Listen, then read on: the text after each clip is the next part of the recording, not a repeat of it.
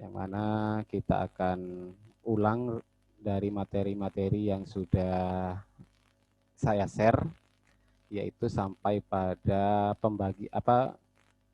definisi dari fi'il amar ya, sekaligus model-model dari fi'il amar.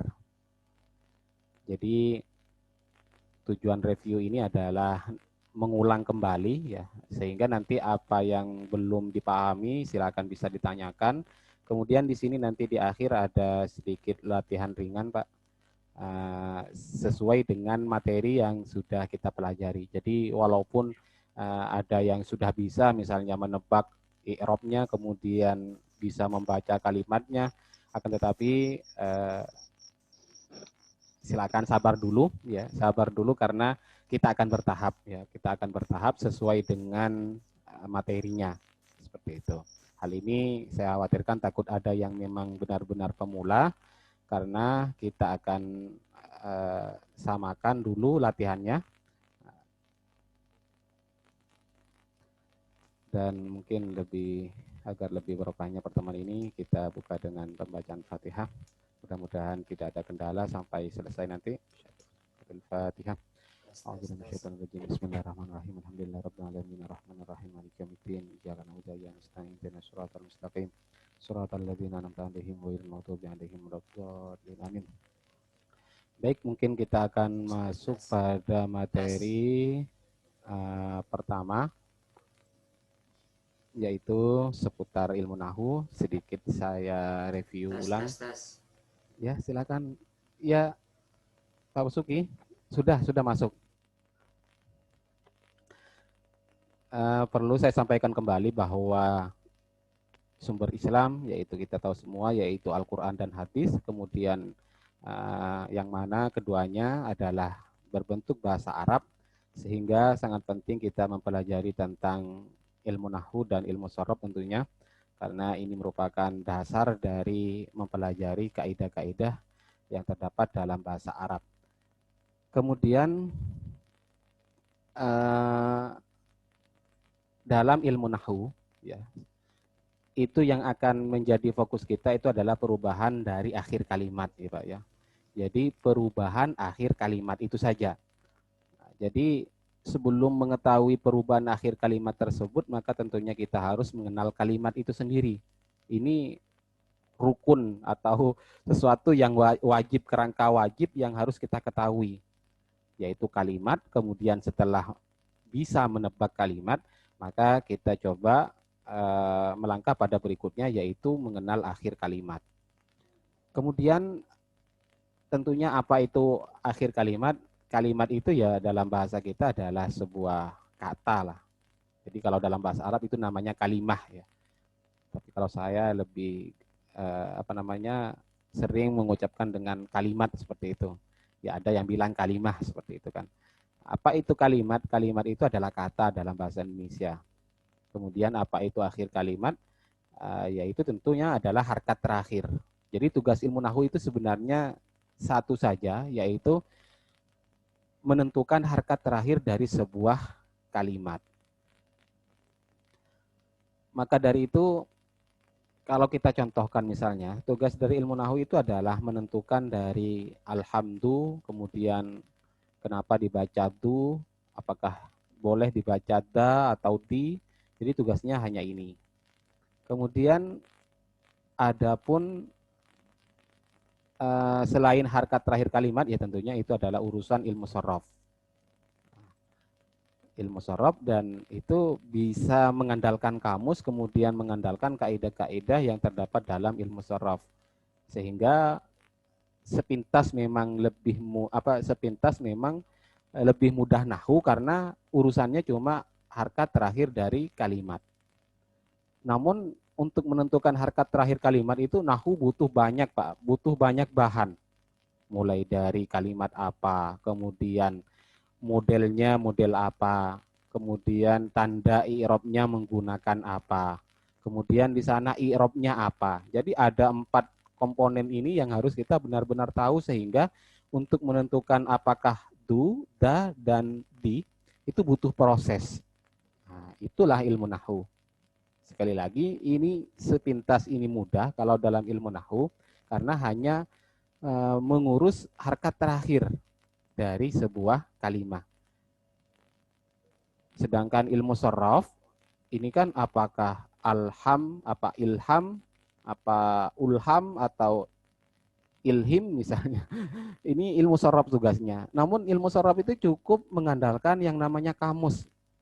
Ya, dan apabila itu berupa kalimat yang berubah, yang terdiri dari mutasorrif misalnya, yang mustaq ya maksudnya, ya tentunya itu mengandalkan kaidah. Jadi ada dua kalau ilmu sorof itu bisa mengandalkan kamus, bisa mengandalkan tasrifan, ya bentuk kalimatnya. Jadi seperti itu. Beda dengan ilmu nahwu walaupun hanya satu, sekali lagi ini butuh beberapa kaidah, ya. Butuh beberapa kaidah yang harus kita kumpulkan satu persatu. Kemudian barulah kita bisa menyimpulkan. Jadi ya tentunya harus proses lah untuk menebak sebuah akhir kalimat itu butuh yang namanya proses dari bahan-bahan tersebut. Jadi lillahi misalnya di sini yang diurus hanyalah hi, kemudian wa, kemudian as-salatu, kemudian wassalamu, di sini mu, ala, ya, rasuli, hi, ya, rasulillahi misalnya. Ini adalah tugas ilmu nahwu. Ini yang akan menjadi fokus kita. Kemudian, ini mumpung dari awal saya katakan bahwa belajar ilmu nahwu ya tentunya dibilang sulit ya tidak terlalu, dikatakan mudah ya kita harus mengumpulkan, anggaplah kita mengumpulkan data dulu Pak, baru kita bisa menyimpulkan ya, dan insya Allah kita akan lalui tahapan tersebut. Kemudian kalimat yang akan kita baca akhirnya itu hanya 3 Pak, jadi sebanyak itu kalimat miliaran misalnya itu tidak akan lepas dari yang namanya isim, fi'il, dan huruf. Jadi mudah saja kan Pak, hanya membaca akhir dari kalimat isim, fi'il, dan huruf. Karena kalimatnya itu cuma ada 3. Kemudian di sini juga saya sedikit memberikan kisi-kisi, maksudnya adalah macam-macam akhir kalimat itu cuma ada 2. Yang pertama bisa mabni atau tidak berubah, ini lebih mudah. Kalau sudah mabni ya sampai kapanpun ya mabni. Sekarang sampai nanti ya tetap mabni. Kemudian ini yang kedua yaitu mu'rab atau berubah. Dan ini adalah inti dari ilmu nahwu, mempelajari kalimat yang berubah akhirannya. Jadi sudah mungkin mulai terurai bahwa kalimat itu hanya ada 3, kemudian cara bacanya itu 2. Kalau berubah, kalau tidak berubah ya berubah, mabni dan mu'rab. Kemudian di sini saya juga ingin menyampaikan bahwa dari 3 kalimat tersebut yang hampir semuanya berubah, yaitu kalimat isim. Karena isim ini adalah inti dari ilmu nahwu. Ya. Pak Widodo, siapa? Kemudian apabila kalimat fi'il itu kebalikan dari isim. Lebih banyak yang mabni. Ya, 90% mabni. Kalau isim 90% mu'rab. Jadi intinya nanti adalah isim. Ya, isim. Kemudian huruf itu hampir 100% mabni. Dan saya di sini tidak akan berbicara tentang huruf. Jadi sama sekali di materi ini tidak menyinggung tentang huruf karena tujuan kita adalah membaca seperti itu. Apakah huruf atau huruf apa? Yang penting kita sudah bisa baca dulu, Pak. Seperti itu. Kemudian di sini mempermudah juga karena dari kalimat tersebut perubahannya kalau itu mu'rab lah, kalau berupa kalimat yang mu'rab. Itu pilihannya 3. Kalau bukan rofa, pilihannya 4 Pak secara umum. Kalau bukan rofa, nasab, jar, jazam. Semua kalimat. Semua kalimat. Jadi perubahannya itu hanya terbatas pada 4 saja. Rofa, nasab, jar, dan jazam. Ya, saya ulangi bahwa kalimat cuma ada 3 dan ketiganya itu pilih apakah mu'rab atau mabni. Berarti huruf kita coret karena huruf tidak akan kita bahas akhirannya karena sudah pasti mabni. Kemudian kalau isim itu 90%, berarti ini harus benar-benar kita pelajari. Kemudian fi'il itu 90% mabni, berarti lebih banyak yang tidak berubah. Sehingga lebih mudah mana mempelajari isim dan fi'il? Ya tentunya lebih mudah kalimat fi'il. Sehingga pada materi yang sudah saya bagikan itu lebih mendahulukan pada kalimat fi'il karena lebih mudah, Pak. Karena kalau isim nanti kita fokus pada isim. Jadi fi'il itu 90% mabni. Kemudian Pak, untuk kalimat-kalimat tersebut, ini mempermudah juga kepada kita bahwa kalau itu berupa kalimat isim, itu pilihannya 3. Ya, rofa, nasab, jar. Walaupun kita tidak tahu misalnya rofa itu apa, nasab itu apa, dan jar itu apa. Ini namanya perubahan. Rofa, nasab, jar ini perubahan. Dan biasanya Pak, rofa itu menggunakan dhammah seperti itu. Nah, untuk mempermudah di sini saya katakan bahwa rofa itu menggunakan dhammah, baik itu dhammah biasa atau dhammah tanwin. Kemudian kalau nasab itu fathah, baik fathah biasa atau fathah tanwin. Begitu juga yang kasroh. Nah, jadi anggap saja rofa itu tandanya seperti ini. Kemudian kalau nasab tandanya fathah, kalau jar tandanya kasroh seperti itu.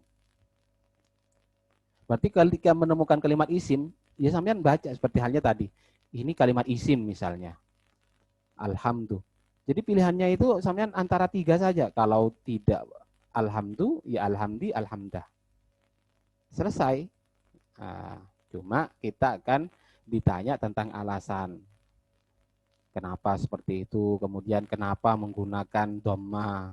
Ya karena tidak selamanya rofa itu menggunakan dhamma. Namun anggap saja rofa itu adalah dhammah, nasab itu fathah, dan jar itu kasroh.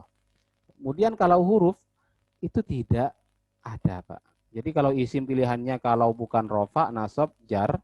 Kalau fi'il pilihannya adalah rofa, nasab, jazam.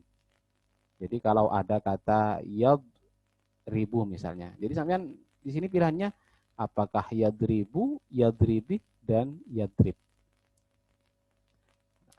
Namun ini hanya terdapat pada isim dan fi'il yang berubah. Kalau tidak berubah, ya berarti tidak ada urusan lagi. Nah, baik, mungkin saya akan coba lanjutkan. Nah, kita nanti latihannya. Baik, ini selesai pada yang pertama. Kemudian untuk yang kedua, nah, tadi sudah mengenal tentang kalimat itu tidak lepas dari isim, fi'il, huruf, maka sekarang akan mengenal dari masing-masing kalimat tersebut, Pak. Ya, mengenal kalimat ketiganya itu. Mulai dari fi'il, isim, kemudian huruf. Ya, fi'il, isim, huruf. Kenapa perlu kita ketahui masing-masing ini? Karena tentunya takut dikhawatirkan, takut ketukar. Karena kalau sudah ketukar, nanti kita sulit untuk menentukan akhirnya. Nah, pertama fi'il. Fi'il itu apa? Fi'il itu adalah, ya gampangnya adalah kata kerja. Fi'il itu adalah kata kerja. Jadi kalau sampean Mbak, yang bapak-bapak, ya kalau masih muda-muda ya nanti ada definisi yang lebih panjang. Tapi kalau yang nggak sempat hafal yang panjang ya ini sudah kata kerja. Kemudian kalau isim apa? Kata benda, seperti itu. Kemudian huruf itu apa? Ya kata sambung. Nah, ini secara pengertian fi'il, isim, huruf secara singkat lah. Nah, misalnya di sini ada kata khotamallahu ala qulubihim, ya khotama mengunci. Itu kira-kira kata apa? Ya kata kerja. Kemudian Allahu ya kata benda, sebuah nama. Kemudian ini kata sambung. Baik, dari masing-masing kalimat tersebut kita harus mengenal. Karena kalau tidak kenal ya bagaimana kita bisa menentukan harkat terakhirnya. Dan cara mengenal itu ada dua macam, Pak. Ya. Yang pertama dari definisi atau takrif. Kemudian yang kedua adalah dari tanda. Jadi kenapa dalam materi-materi dasar itu diberikan materi tentang tanda. Pertama baru kita mengenal kalimat disuguhi, kalau di Imriti misalnya disuguhi dengan tanda-tanda kalimat. Hal ini ya biar kita tidak tertukar. Dan keduanya ini Pak, antara definisi dan tanda ini sebagai identitas dari masing-masing kalimat itu sendiri. Misalnya seperti ini, kalau definisi itu lebih pada arti. Seperti itu Pak. Definisi atau takrif ini lebih pada arti. Berarti untuk mengenal kalimat tersebut sampean bisa mengetahui dari artinya, maka lebih lebih cepat mengetahui artinya, itu lebih cepat menentukan kalimat itu sendiri, seperti itu.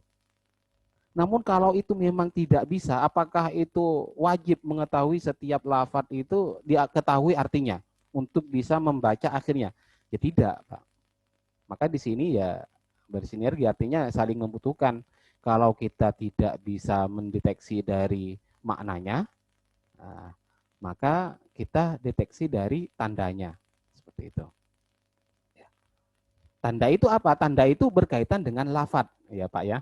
Jadi lafadz dilihat dari lafadznya, paham kan? Lafadznya, lafadz, kemudian makna. Nah, jadi dua ini ya harus kita ketahui ya. Bisa saja kita tidak mengetahui maknanya, tapi dibantu oleh tanda, seperti itu. Bisa saja kita tidak tahu tandanya, tapi dibantu dari definisi atau maknanya, seperti itu. Nanti kita coba ketika latihan. Kemudian definisi dari fi'il, ini ya versi lengkapnya Pak, yaitu kalimat yang mempunyai arti sekaligus mempunyai zaman. Ya kan, kata kerja Pak. Kata kerja itu pasti mempunyai waktu. Misalnya saya mengatakan saya makan. Coba kira-kira ketika saya mengatakan saya makan, makan itu kata kerja pasti butuh ya, berkaitan dengan yang namanya waktu. Kapan makannya itu? Nah, apakah sudah, sedang, atau akan. Kemudian kalau isim itu mempunyai arti dan tidak bersamaan dengan waktu. Misalnya apa? Misalnya piring, misalnya masa perlu waktu, sudah piring, akan piring misalnya, ya enggak lah kan. Nah, itu dari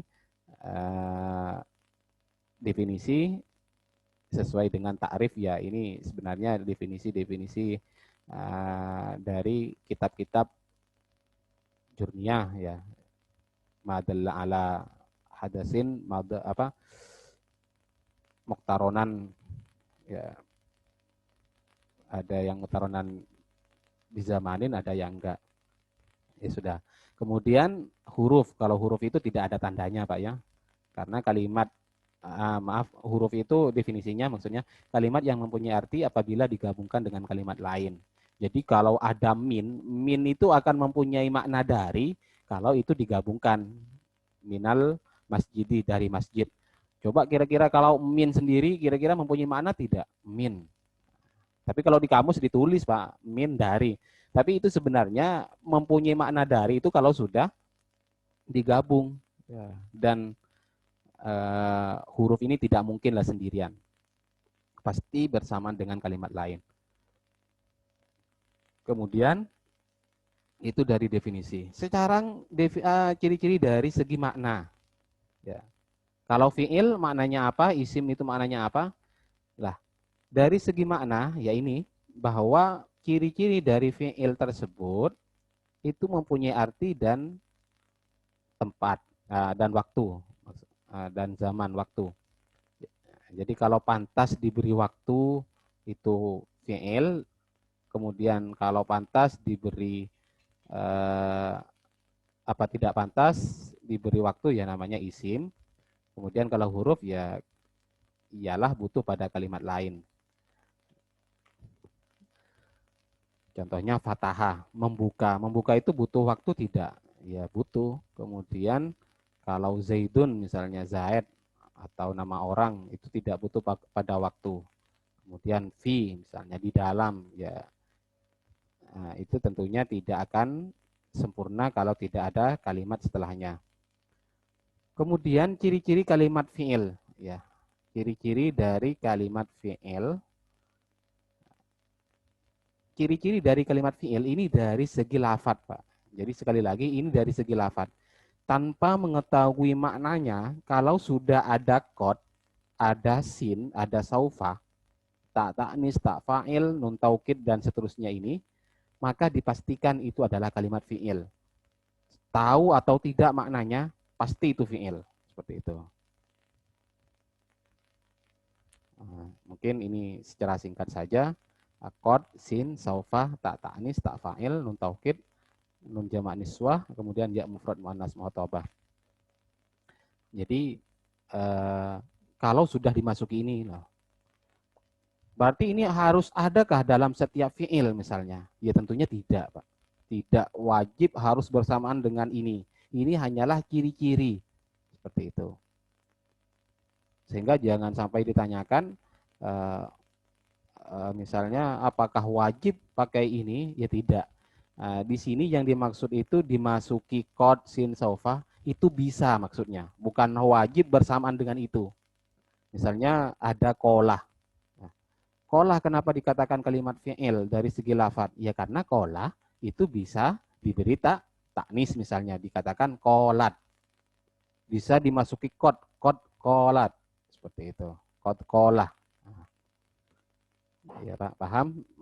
Maksud saya itu jangan sampai dikira bahwa tanda-tanda ini wajib bersamaan dengan fi'il secara terus menerus. Tidak. Ini yang dimaksud adalah bisa. Jadi kalau ada kod, ya kod ini huruf biasanya Pak, masuk pada kalimat fi'il untuk menguatkan dan lain sebagainya sesuai dengan kodnya. Kemudian sin, ini masuk pada fi'il mudhari biasanya. Oh ini maaf salah nulis ini kok, lupa terus yang mau diedit. Saya kuluh. Ya. Saya kurus sufaha'u ya. Jadi sin ini masuk pada fi'il mudhari, kemudian saufa ta'lamun misalnya. Tak ta'anis ini masuk pada fi'il mudhari untuk menunjukkan bahwa pelakunya adalah perempuan, biasanya seperti itu. Kemudian tak fa'il itu apa? Tak yang berposisi sebagai fa'il. Qultu saya, berarti taknya di sini mempunyai makna saya. Kemudian nun taukid. Ini berfungsi sebagai penguat biasanya. Nun jamak niswah. Ini berfungsi menunjukkan bahwa yang mengerjakan itu adalah jamak perempuan. Kemudian ya mufrad muannas muhatabah ini menunjukkan bahwa yang mengerjakan itu satu orang perempuan. Jadi mungkin untuk awal silakan sampean yang penting hafal dulu ini. Tahu bahwa ini adalah salah satu ciri-ciri dari kalimat fi'il seperti itu. Dan untuk menghafal ini biasanya kalau saya menggunakan nazom Mbak, wal fi'lu ma'rufum biqad wasini wa ta'ita nisin ma'at taskini wa tafa'alta mutlaqan kajitali wan nunu wal ya fif'alanna wan nuni wal ya fif'alanna wa fa'ali. Ini bukan wan nunu Pak, wan nuni karena ini atof pada biqad, salah ketik. Kemudian kalau isim dari segi lafad ini dimasuki al jannatu misalnya. Kemudian bisa dimasuki tanwin, azabun alim. Kemudian dijarkan Rasulullahi, jadi Allahi. Silakan Pak Sukardi, matikan dulu Pak Sukardi ya. Kemudian dimasuki huruf jar fi madrasatin. Tapi yang menjadi permasalahan sekarang Pak ya, ini oke lah dari segi lafad, ini ada al, ini masuk akal. Maksudnya ini bisa langsung digunakan, bukan masuk akal tidaknya Pak. Ini bisa langsung digunakan. Kalau ada kalimat ada al, asamsi atau al-qamariyah, itu dipastikan itu adalah kalimat isim. Tapi sekarang yang kedua ini Pak, dimasuki tanwin. Sedangkan yang akan kita baca kitabnya nggak ada harkat seperti itu. Jadi bagaimana cara memberi tanwin? Cara mengetahui bahwa itu adalah tanwin. Nah, jadi mungkin kalau yang ini bisa diterapkan ketika ada kalimat yang sudah ada harakatnya seperti Al-Quran. Kita cari, oh ini dalam Al-Quran azabun alim tanwin, oh ini adalah kalimat isim. Nah, kemudian kalau dalam kitab kuning, ya kasih sendiri sampean dulu. Baca, tanwinkan, baru kita jadikan ini adalah tanda kalimat isim. Kemudian dijarkan. Dijarkan juga ini nunggu baca, baru jar. Rasulullahi misalnya. Nah, jadi yang real itu untuk kita aplikasikan ya yang ada alnya dan yang ada dimasuki huruf jar ini. Nah, ini baik itu kalimat ada harkat atau tidak, ini kita bisa deteksi menggunakan al dan huruf jar. Ya, seperti itu. Nah, tapi kenapa dimasuki tanwin dan dijarkan? Ya karena artinya kita suruh baca dulu, Pak. Suruh baca baru kita jadikan tanda. Seperti itu. Dan ini versi Jurmiyah lah. Tapi kalau versi-versi kitab yang lain itu bisa dimasuki munada. Nah, jadi ini butuh untuk yang memang awal mengetahui tentang isim tersebut dari segi lafad lah. Namun nanti lambat laun kan kita sudah mengetahui maknanya. Oh ini kata benda misalnya. Berarti ini adalah kalimat isim. Ya, sekali lagi ini untuk mengenal kalimat isim tanpa mengetahui maknanya. Yaitu ada 4, fal ismu bit tanwini wal hafdi urib wa harfi hafdin wa bilamin wa alif. Ya artinya isim bisa dimasuki tanwin, ditanwinkan, kemudian dimasuki dijarkan dan dimasuki huruf jar dan dimasuki alif lam, yaitu al. Baik, berarti kita sudah mengenal tentang isim. Kemudian untuk yang ketiga,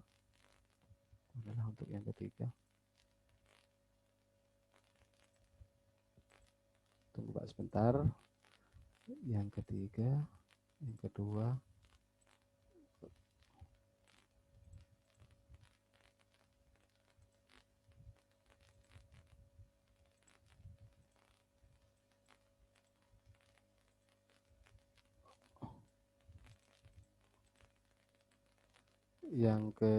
kok gak muncul?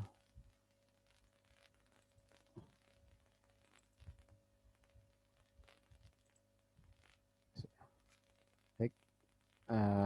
Untuk yang ketiga,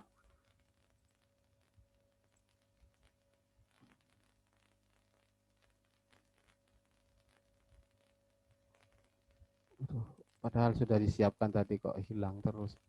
Oke Pak, berarti muncul Pak ya? Kok gak muncul lagi? Sudah. Yang ketiga, kita akan mengenal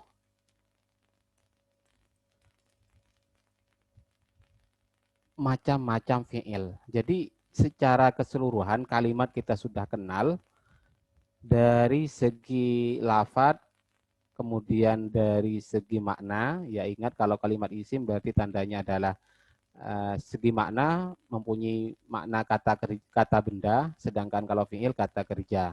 Kemudian dari segi lafad, ya kalau kalimat fi'il bisa dimasuki qad, sin, saufa, dan seterusnya. Kalau isim, al, tanwin tadi dimasuki huruf jar dan dijarkan. Nah, berarti itu sudah selesai. Berikutnya adalah fi'il. Perlu saya sampaikan bahwa fi'il itu ada 3 macam. Jadi sudah mulai bercabang. Jadi fi'il itu ada 3 macam, yaitu kita akan kenal pada kesempatan ini, yaitu mulai dari fi'il madhi, kemudian fi'il mudhari, dan fi'il amar. Hanya saja untuk fi'il madhi dan fi'il amar itu lebih mudah cara membacanya, Pak. Sedangkan untuk fi'il mudhari itu agak sedikit sulit karena kita harus mengumpulkan bahan-bahannya. Karena fi'il mudhari inilah fi'il yang mu'rob, ya. Mulai dari fi'il madhi itu untuk menunjukkan pekerjaan yang sudah. Jadi seperti ini, kenapa fi'il itu, kata kerja itu masih dibagi? Karena sesuai dengan tujuan kita loh Pak. Karena waktu itu ada 3 macam. Ada kalanya sudah, ada kalanya sedang, ada kalanya akan. Maka fungsi dari fiil-fiil ini untuk menunjukkan pada waktu-waktu itu. Maka kalau ingin menunjukkan pada pekerjaan yang sudah dikerjakan, gunakanlah fiil madi. Jadi jangan sampai ketukar ketika sampean ditanya sudah makankah, sampean menjawab menggunakan fiil mudhari, padahal sudah seperti itu kan. Ya kalau diterjemah ke bahasa Indonesia, saya makan seperti itu Pak. Artinya tidak semua terjemahan itu kadang waktunya itu tidak dimasukkan. Misalnya tadi khotamallahu, Allah telah mengunci. Ada kalanya itu dibuang kan, Allah mengunci ala qulubihim, atas hati mereka misalnya. Jadi kenapa kita harus mengetahui fi'il madi? Karena tidak semua dalam bahasa Indonesia itu diterjemah dengan waktunya seperti itu. Kemudian fi'il mudhari, ya ini tujuannya adalah untuk menyampaikan pada atau menunjukkan pada pekerjaan yang sedang atau akan dikerjakan. Jadi kalau sedang atau akan dikerjakan, gunakanlah fi'il mudhari. Jangan sampai ketukar dengan fi'il madi. Ditanya padahal kita sedang, apakah kamu belajar? Nah, misalnya sampean jawab saya sedang belajar, namun menggunakan fi'il madi. Ya, ini kalau mau berbahasa Arab lah. Nah, tujuannya kalau dalam kitab ya kita tahu bahwa qolal musonnifu, oh musonnif itu berkata berarti sudah, misalnya seperti itu. Kemudian wayakulu misalnya, oh itu berarti akan. Ya walaupun nanti dalam pembahasan yang lebih tinggi lagi dalam pembahasan ilmu sastra ya itu kan beda nanti Pak. Ada fi'il madi namun mempunyai makna akan, ada fi'il mudhari namun mempunyai makna sudah, yaitu sudah level-level sastra bahasa Arab lah, ungkapan dalam bahasa Arab. Jadi pada dasarnya seperti itulah. Kalau fi'il madi berarti sudah, fi'il mudhari itu sedang atau akan. Misalnya kita menggunakan akulu, berarti saya berkata maksudnya ya kalau bukan sedang ya akan, seperti itu. Dan untuk mengetahui akan atau sedang itu seperti apa? Ya tergantung dari konteksnya, Pak. Dari konteks. Dan ini yang nanti kita akan bicara masalah konteks ini karena bahasa Arab itu ya harus dipahami sesuai dengan konteksnya. Sehingga nahwu ini hanyalah membantu. Nah, jadi ujung-ujungnya nanti pakai perasaan loh Pak. Jadi perasaan inilah yang kita fungsikan nanti. Fungsikan. Harus menyisakan perasaan dalam membaca kitab. Sehingga sering saya sampaikan juga, saking ini didukung oleh yang namanya zauk Pak. Zauk, tapi zaukus salim ya. Perasaan atau sebuah rasa yang biasanya orang itu paham. Saya sering cerita bahwa Abu Jahal, Abu Lahab itu tidak belajar ilmu nahwu Pak, tapi kemudian tapi bisa menggunakan ngerti terhadap bahasa Al-Qur'an. Begitu juga siapa? Yang terkenal Walid lah, Walid seorang sastrawan pada waktu itu tidak belajar nahwu sorof Pak, tapi ngerti oh ini rofa, ini nasob seperti itu. Kalau ada kalimat yang salah itu ngerti, oh ini salah, dalam bahasa Arab ini tidak seperti itu. Nah, makanya ketika Al-Quran diturunkan, ya ngerti orang-orang kafir pada waktu itu. Itu menunjukkan bahwa yang mendukung ya memang zauk atau sebuah rasa seperti itu. Jadi dan rasa itu kapan kita akan memiliki rasa ya karena kalau kita sering latihan seperti itu Kak. Ya mungkin kita lanjut. Kemudian kalau fi'il amar ini fi'il yang mana pekerjaan itu dilimpahkan kepada orang lain ya, diperintahkan ya untuk menunjukkan perintah. Contohnya kul, berarti bukan dia yang mengatakan tapi nyuruh pada orang lain, kul katakanlah ya, seperti itu. Mungkin ini mudah ya. Kemudian di sini saya akan sampaikan cara mengenal dari masing-masing fi'il. Ini dari segi lafadz loh Pak. Dan ini sebenarnya bukan ranahnya ilmu nahwu, namun sedikit saya sampaikan bahwa ini sangat mendukung untuk menentukan apakah fi'il atau apakah fi'il madi, fi'il mudhari atau fi'il amar seperti itu. Jadi kalau fi'il madi, kalau 3 huruf ini tidak akan lepas dari fa'ala, fa'ila, fa'ula. Kalau fi'il mudhari tidak akan lepas dari Yaf'ulu, yaf'alu, dan yaf'ilu. Kalau fil amar, kalau 3 huruf tidak akan lepas dari uf'ul, if'il, if'al. Nah, tapi ini tidak wajib hafal, Pak. Nah, untuk sementara lah. Karena ini ranahnya sorof. Berarti untuk membedakan dari masing-masing fi'il, tadi kalau maknanya kan sudah kita tahu. Oh, kalau fi'il madi sudah. Kalau sedang fi'il mudhari. Namun untuk membedakan secara agar cepat membedakan antara ketiganya itu kalau menurut saya, ya kita kenali dari lafadznya, dari bentuk kalimatnya. Oke lah, kalau 3 huruf, kalau fa'ala, fa'ila, fa'ula, oh pasti itu fi'il madi. Sehingga kita tinggal membaca harkatnya.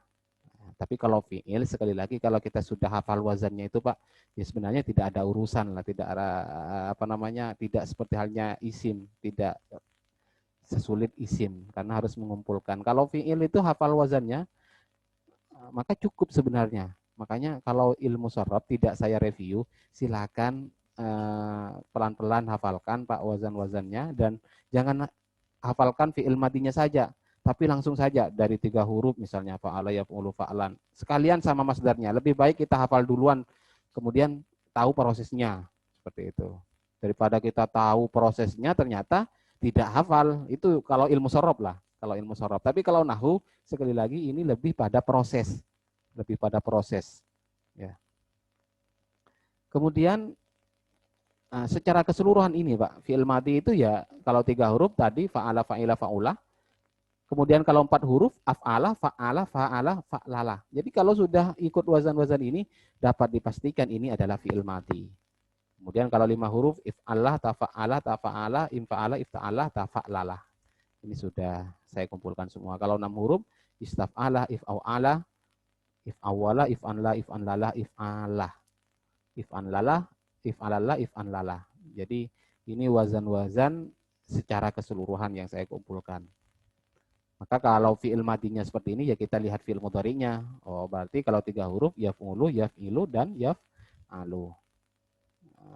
Dan sekali lagi ini lebih baik hafalkan satu paket. Kalau sudah menghafalkan af'ala, ya fi'il mudhari'nya harus tahu bahwa fi'il mudhari'nya adalah yuf'ilu. Kalau fi'il madinya fa'ala, maka setidaknya kita harus tahu fi'il mudhari'nya adalah yufa'ilu. Jadi ini sekedar saya memberikan gambaran. Nah, yaitu mengetahui bentuk wazan itu lebih mendukung untuk mengetahui apakah fi'il madi, fi'il mudhari, atau fi'il amar. Seperti itu Pak. Kalau fi'il amar, uf'ul, if'il, if'al. Sehingga ketika menemukan lafad uktul misalnya, oh ini mirip uf'ul, oh ini berarti fi'il amar. Seperti itu. Sehingga dalam ilmu nahu, urusan ilmu nahu apa? Urusan ilmu nahu dari wazan-wazan ini adalah tentang model, Pak, tentang modelnya. Sehingga ini yang keberapa? Sehingga kita mengetahui secara utuh dari model masing-masing fi'il. Ya mungkin ini terakhir fi'il madi, kemudian fi'il amar nanti. Sehingga seperti ini Pak, bahwa kalau kita sudah tahu satu model dari fi'il madi, maka dalam ilmu nahwu itu dilihat semuanya dari bentuk nanti. Jadi fi'il madi itu mabni, ya. Kemudian fi'il amar itu juga mabni. Yang namanya mabni itu satu model akhirnya. Artinya maksudnya seperti ini. Yang dimaksud mabni ini tidak berubah akhirannya, Pak. Ya. Ya. Sekali lagi bahwa yang dimaksud mabni itu tidak berubah akhirannya. Berarti kalau ada perubahan, berarti itu lain model. Seperti itu, Pak. Ya, nanti saya akan contohkan. Beda dengan fi'il mudhari, Pak. Fi'il mudhari itu dalam satu model itu dalam satu bentuk, itu harkatnya bisa berubah-berubah. Ya, contoh yadribu misalnya. Satu bentuk itu ya, dod, ro, ba. Dalam satu bentuk seperti itu bisa yadribah, bisa yadrib. Tapi kalau fi'il madi tidak. Itu mabni. Kalau fatahah ya fatahah terus. Kalau nanti ada fatahah, fatahu, itu berarti bukan berubah, tapi memang modelnya banyak. Seperti itu loh Pak. Sehingga sampean jangan sampai menanyakan isim isyarah misalnya. bilangnya isim isyarah mabni hadza, tapi kok bisa menjadi hadzani? Ya itu bukan berubah, tapi memang ada model kedua seperti itu, Pak. Nah, sudah. Sekarang bicara tentang model, karena kita sudah membahas fi'il madi, sekalian kita akan mengetahui tentang model keseluruhan fi'il madi. Dan model-model ini itu dipengaruhi perubahan model ini, Pak, dari satu model ke model berikutnya, itu dipengaruhi oleh fa'il atau pelaku. Pelaku ya mungkin ngerti kan, misalnya doroba, siapa yang memukul? Dia. Kola, siapa yang bicara? Dia. Fataha, dia. Maka sekarang ada model kedua, yaitu diakhiri dengan waw jamak. Dorobu. Itu karena kenapa diberi waw jamak? Karena ingin menunjukkan pada pelaku laki-laki banyak. Dorobu mereka. Kolu mereka berkata. Fatahu mereka membuka.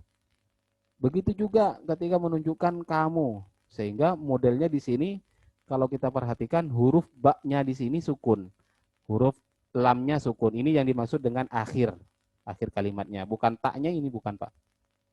Jadi kalau doroba ini huruf ba, coba bandingkan.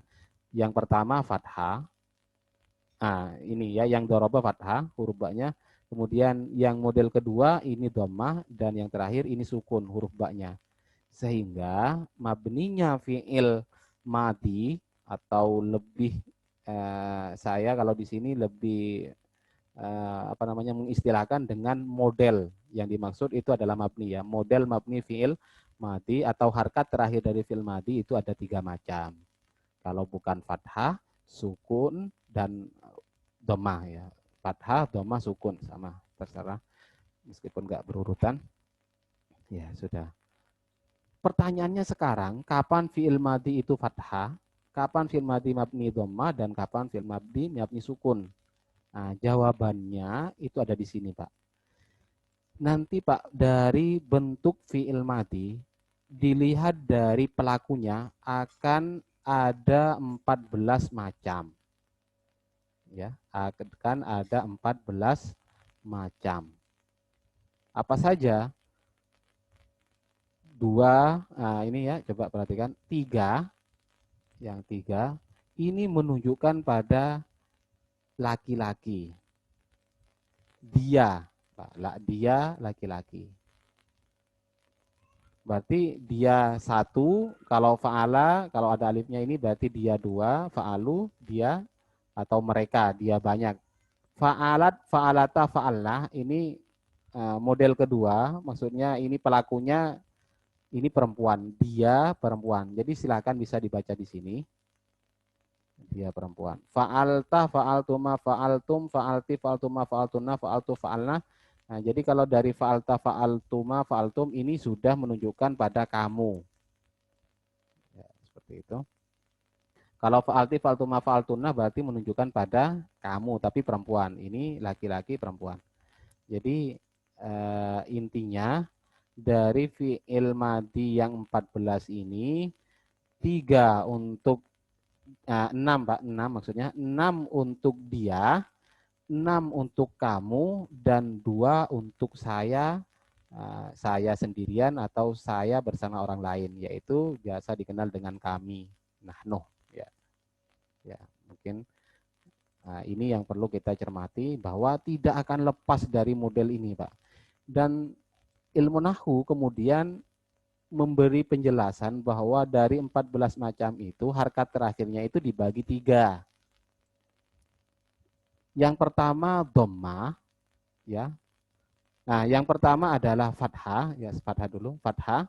Kemudian yang kedua itu adalah dhamma, kemudian yang ketiga itu adalah sukun. Kapan yang fathah? Yang fathah itu apabila tidak bertemu dengan waw jamak, ini loh Pak. Apa itu waw jamak? Ya waw yang masuk pada fi'il madi untuk menunjukkan mereka. Kemudian tidak bertemu dengan dhamir rafa mutaharrik, yaitu mulai dari fa'alna. Kenapa dikatakan dhamir rafa mutaharrik? Karena ini namanya semuanya ini dhamir, ini berharkat Pak.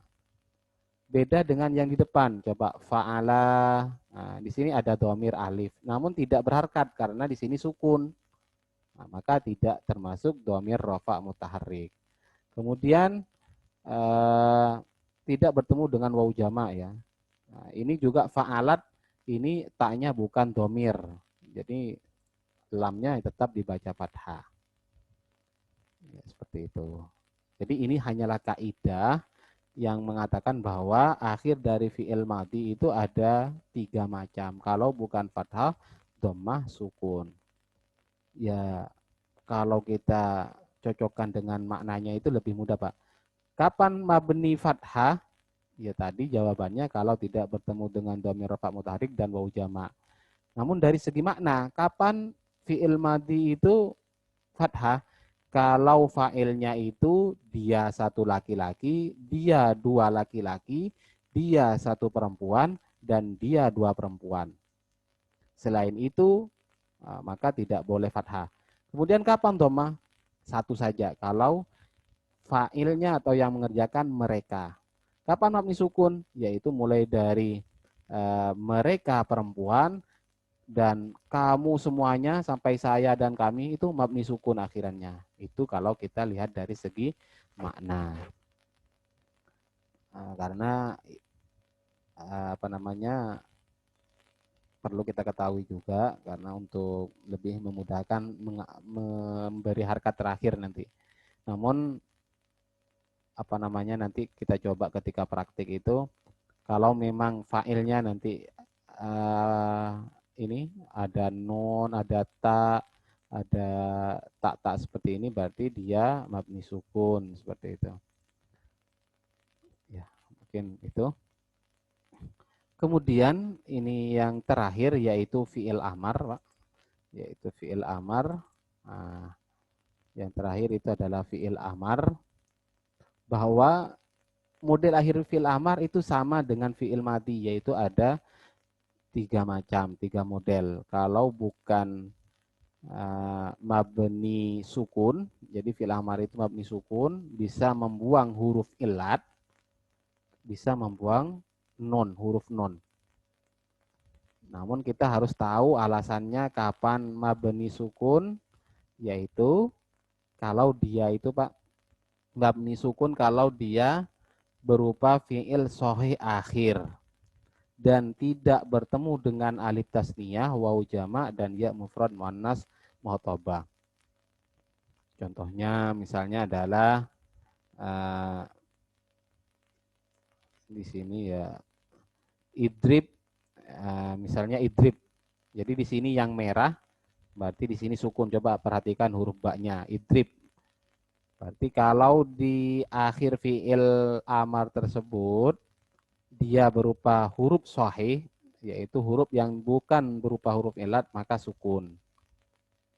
Kalau dia diakhiri dengan huruf akhir, nah huruf akhirnya terdiri dari huruf ilat, maka dia membuang huruf ilat. Seperti itu. Untuk mengetahui bagaimana, ya kita lihat dari fi'il mudhari'nya, Pak. Karena seperti ini, kita tidak tahu ihya ini tiba-tiba dibuang seperti itu kan. Tiba-tiba langsung yang kita temukan ya langsung menjadi ihya lah. Tanpa mengetahui sebelum ada alifnya di sini. Berarti seperti ini, bahwa ketika diakhiri dengan huruf ilat, ketika berbentuk fi'il amar maka harus dibuang. Sehingga dikatakan bahwa fi'il amar yang mu'tal akhir yaitu dengan membuang huruf ilat. Kemudian yang terakhir adalah fi'il amar ketika bertemu alif tasniyah, yaitu menunjukkan dua, maka buang juga huruf nonnya. Asalnya adalah idribani. Berarti idribuna asalnya idribu, itu asalnya adalah idribuna. Dan idribi asalnya adalah idribina. Semua nunnya dibuang. Yaitu apabila dia mempunyai makna dua, mempunyai makna jamak, mukullah kalian laki-laki misalnya, dan ketika menunjukkan kamu satu perempuan misalnya, idribi, maka asalnya adalah idribina. Inilah yang dimaksud dengan membuang huruf non. Ya. Jadi secara keseluruhan fi'il amar itu ya seperti ini Pak. Itu ada 6 saja. Kenapa ada 6? Karena tidak mungkin fi'il amar itu menunjukkan pada dia. Dia. Ya tentunya kalau menyuruh ya harus ada orangnya, kamu, seperti itu. Makanya kamu satu laki-laki, kamu dua laki-laki, dan kamu banyak laki-laki, kamu satu perempuan, dua kamu, dua perempuan, uf'ulna kalian perempuan. Jadi kalau uf'ulna tidak, di sini tidak dibuang. Uf'ulna sama dengan yang mufrad, harus mabni dengan sukun. Ya. Jadi kalau kita perhatikan uf'ul, mabninya mabni sukun. Uf'ula, karena di sini menunjukkan dua orang, maka di sini nunnya dibuang. Berarti ini yang dimaksud dengan membuang huruf nun. Uf'ulu, berarti di sini ada nunnya asalnya. Ini berarti membuang huruf nun. Uf'uli, asalnya adalah uf'ulina. Berarti di sini kalau saya tanya mabninya dengan membuang huruf nun. Uf'ula, ya sama dengan ini membuang nun. Kemudian uf'ulna, mabni apa? Mabni sukun. Nah, mabni sukun karena di sini tidak bertemu dengan alif, waw, dan ya. Mufrad muannas muhatabah. Ini yang sahih akhir. Kemudian yang mu'tal itu ketika menunjukkan satu orang saja, yaitu dibuang alifnya. Ud'u, dibuang wawnya.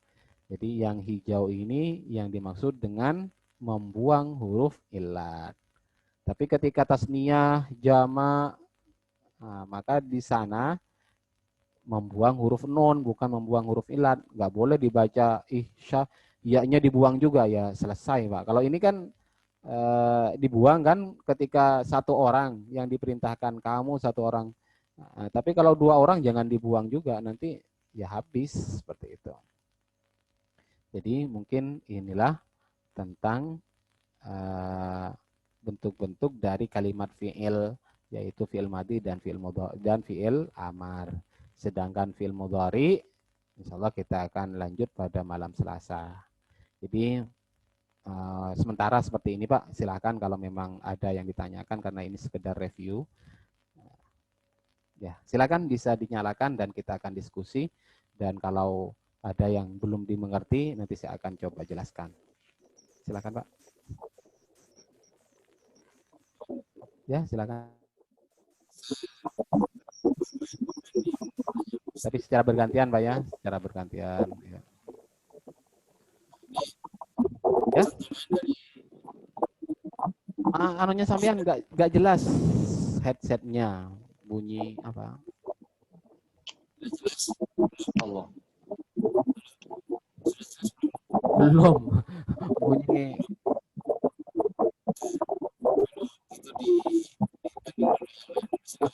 Gak anu Pak, sampean nggak kedengar anunya. Sama sekali nggak kedengar. Coba. Mbak diketik Pak Aid. Coba.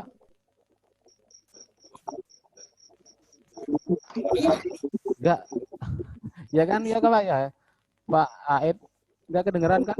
Coba yang lain nyalakan nggak apa-apa. Kalau yang kondusif nyalakan silakan.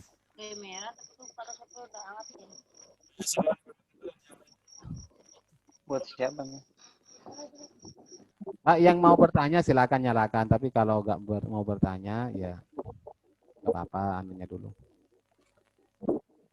Ini silakan Pak Aid belum bisa Pak, belum sampean anunya belum bunyi. Mungkin saya bisa ya silakan Pak tanya. Ahmad siapa? Ya silakan. Saya Ibnu Mubarok dari Nganjuk. Oh, oke. Okay. Ini saya mau bertanya tentang tadi kan membahas isim dan fi'il. Bahwasanya apakah ada lafadz itu yang dikatakan isim fi'il? Karena saya pernah dengar itu ada lafadz yang bunyi isim fi'il.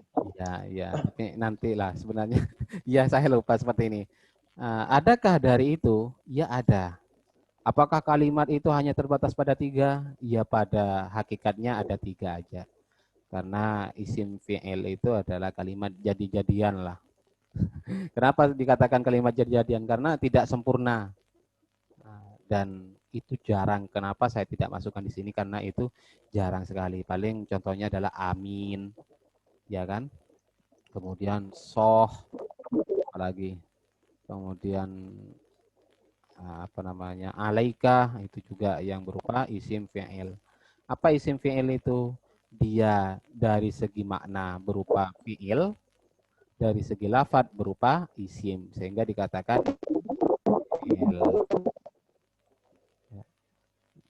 Mungkin seperti itu. Silakan tampakkan muka, gak apa-apa. Enggak, ini enggak di-share keluar kok untuk pribadi ini. Kecuali latihan nanti. Kalau latihan ya. Ayo, Pak Aid, atau buka saja headsetnya sampean, atau ada pinjaman headset. Enggak betul, enggak bisa betul Pak. Sampean enggak bisa kedengaran. Ya Pak Isra. Ada yang tanya? Saya Marusin Ustaz. Mau yang nanya, lain dulu. Ya, ya. Silakan. Halo, Ustaz. Saya, Ustaz. Ya, pertanyaan saya Ustaz, untuk yang Pak Umar, nun taukid sama nun niswah, apakah terdapat juga di samping terdapat di isim di fi'il mudhari, apakah masih bisa terdapat di fi'il amar untuk nun taukid dan nun niswah? Fi'il amar. Ya. Fi'il amar bisa Pak. Bisa ya? If'alanna. Ya. Nun taukid sama nun niswah ya. Dan kalau fil madi nggak bisa. Ya, fi'il madi nggak bisa. Kalau untuk mudhari kan memang dia dipakai untuk mudhari. Tapi kalau digunakan untuk fi'il amar bisa juga ya Ustaz? Ya, bisa juga. Bisa ya?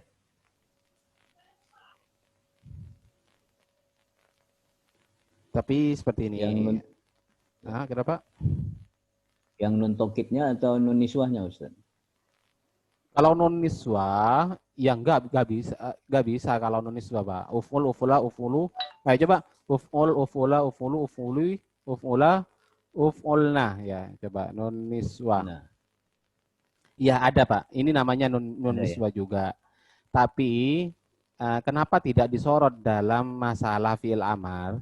Karena nun niswah ini akan dibicarakan karena ini menyangkut terhadap fi'il mudhari, akan mempengaruhi terhadap cara baca fi'il mudhari. Karena tidak mempengaruhi terhadap cara baca fi'il amar, maka di sini enggak seperti itu. Jadi kita itu akan bicara tentang hal-hal yang menyebabkan perubahan seperti itu. Ya karena kita mencoba untuk bisa baca seperti itu loh Pak. Jadi ada yang kemarin tanya ketika berupa fi'il mudhari. Nanti fi'il mudhari itu ada yang namanya fi'il mudhari mu'tal. Kenapa tidak dibahas? Pak siapa? Kasihan, maksudnya kasihan yang lain pakai headset. Jadi seperti ini. Misalnya dalam fi'il mudhari ada istilah mu'tal. Kenapa dalam fi'il madhi itu tidak dibahas mu'tal? Padahal seperti halnya Roma, ini kan mu'tal juga ya, karena di sini tidak mempengaruhi terhadap cara baca fi'il madi, ya maka di sini tidak dibaca, tidak dibahas seperti itu loh Pak. Paham? Sudah. Ya pokoknya intinya, maksudnya kisi-kisi tadi mengerti kah? Maksudnya mulai dari kalimat, ya. Kemudian ya kita nggak apa-apa Pak untuk awal-awal. Ya sekali lagi walaupun ada yang sudah bisa misalnya. Nah, kita tebak dulu. Kemudian sudah tentukan. Oh, berarti ini fi'il madhi. Oh, kita coba analisa. Kira-kira dari 3 itu apa ini harkatnya? Apakah fathah, apakah dhammah, apa sukun? Kemudian coba lihat alasannya. Nah, kira-kira ini kenapa alasannya dikatakan fathah. Jadi alasannya tidak lepas dari yang tadi. Jadi itu mungkin yang dimaksud dengan dasar-dasar ilmu nahwu Pak. Adapun seperti halnya tadi isim fi'il itu sebenarnya Imriti pun nggak bahas itu. Materi dasar yang bahas itu adalah kitab Alfiyah Pak siapa tadi, Muhammad Ibnu Mubarak ya, Mas Ahmad. Wal amru illam yakulin nuni mahal fihi huwasmun nahusoh wa hayyahal, itu yang dikatakan di Alfiyah kan. Seperti halnya soh dikasih nun nggak bisa, dikasih nun taukid sohannah nggak bisa. tapi maknanya adalah bimana uskut, maka diistilahkan dengan isim fi'il amar. Ya, mungkin ya, Pak, silakan Pak dari materi tadi kira-kira mana yang agak sedikit sulit seperti itu kita diskusi. Saya. Ya, silakan Mas Zulkarnain. Ini tentang tadi pada pasti amr Ustaz. Ya. Tentang wazan if'alu, terus contohnya ikhsyau. Ya. Maka kenapa ikhsyau sedangkan wazannya if'alu? Ya. Asalnya adalah ikhsyau apa gitu? Iya Mas Zulkarnain kan yang tanya-tanya khof, jadi ketika bertemu dengan dhamir fa mutaharrik menjadi khif ya. Hifta hiftuma hiftum. Ya, sampean enggak yang tanya? Iya kah? Enggak, ini yang tadi di contoh yang tadi itu ada fi'il amr, if'alu wazannya. Saya cuma nanya. Iya, saya paham. Maksudnya tadi saya tanya sampean kan yang tanya. Nah, inilah ada hubungannya sebenarnya bahwa ilmu sorof itu melalui proses iklal namanya. Jadi ihsyau itu menjadi padahal nggak sama. Nah, ini loh Pak Mas Surna, bahwa kenapa penting mempelajari tentang bina, karena seperti ini. Banyak kalimat-kalimat yang tidak sesuai dengan timbangannya, ya, dengan timbangannya, wazan maksudnya. Nah, misalnya kenapa gak dibaca, kenapa jadi ihsyau, gak menjadi, gak sama dengan if'alu. Berarti ini bermasalah seperti itu loh. Nah, bermasalahnya di apa? Yaitu ketika terdiri dari huruf ilat, alif, waw, ya. Ini asalnya adalah ihsyayu, sama kan if'alu. Nah, dipreteli, diilal, dimodif menjadi ihsyau. Lah, prosesnya itulah yang dipelajari dalam ilmu sorof. Sedangkan kita ya mungkin hemat saya lah untuk mempercepat, hafalkan. Oh berarti kalau ada fi'il mu'tal seperti halnya khosyiyah, yakhsha, berarti nanti fi'il amarnya ihsya. Oh berarti kalau bertemu dengan waw nanti menjadi ihsyau. Sehingga kita bisa contohkan pada yang lain. Misalnya apa namanya ya, ihsya yang sama dengan khosyiyah, yakhsha, yausha misalnya. Yausha.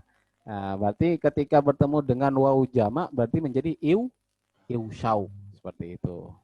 Nah, jadi sampean satu saja ketahui yang namanya contoh kan satu. Dari contoh itu sampean bisa aplikasikan pada kalimat-kalimat yang lain. Makanya nanti tips untuk mempercepat dalam mengetahui perubahan sebuah kalimat, ya silakan satu contoh saja. Misalnya sonah ya, ini saya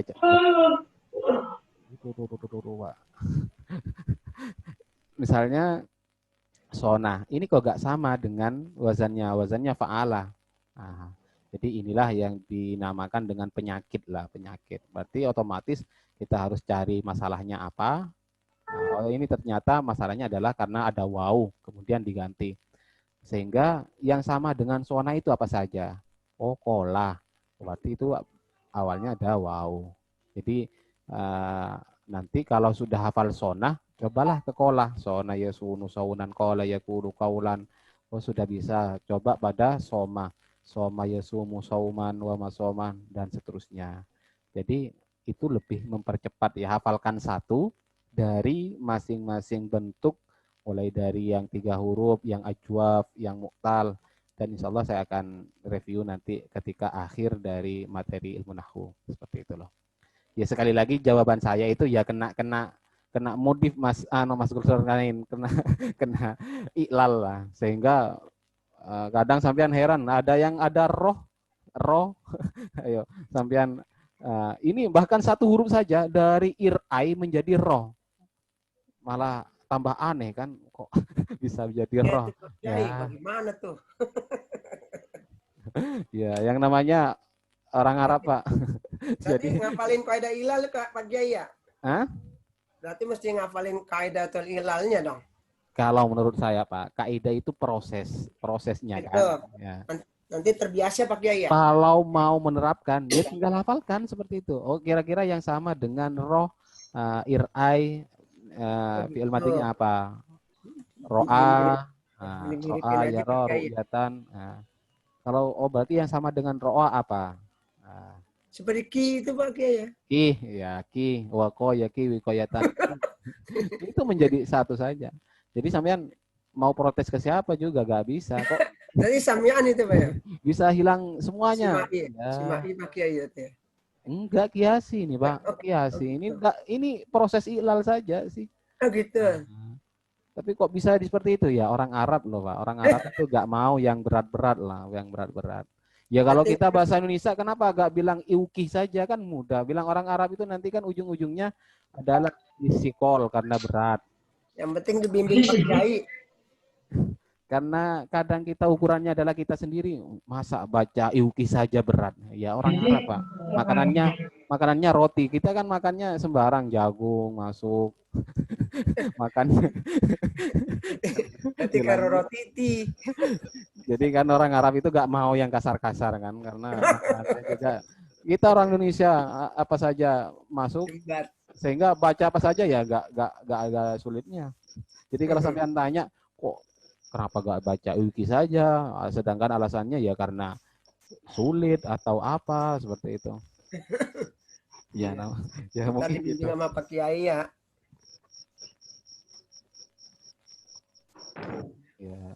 Ya, silakan Pak Umar. Pak Umar tadi mau nanya kah? Pak Umar Husin. Silakan. Sudah tadi, Ustaz. Sudah tadi mengenai Nun Niswah tadi sudah. Oh iyalah, sudah. Ya, siapa lagi? Belum kita latihan. Tapi ini memang masih mudah karena ini tahap awal.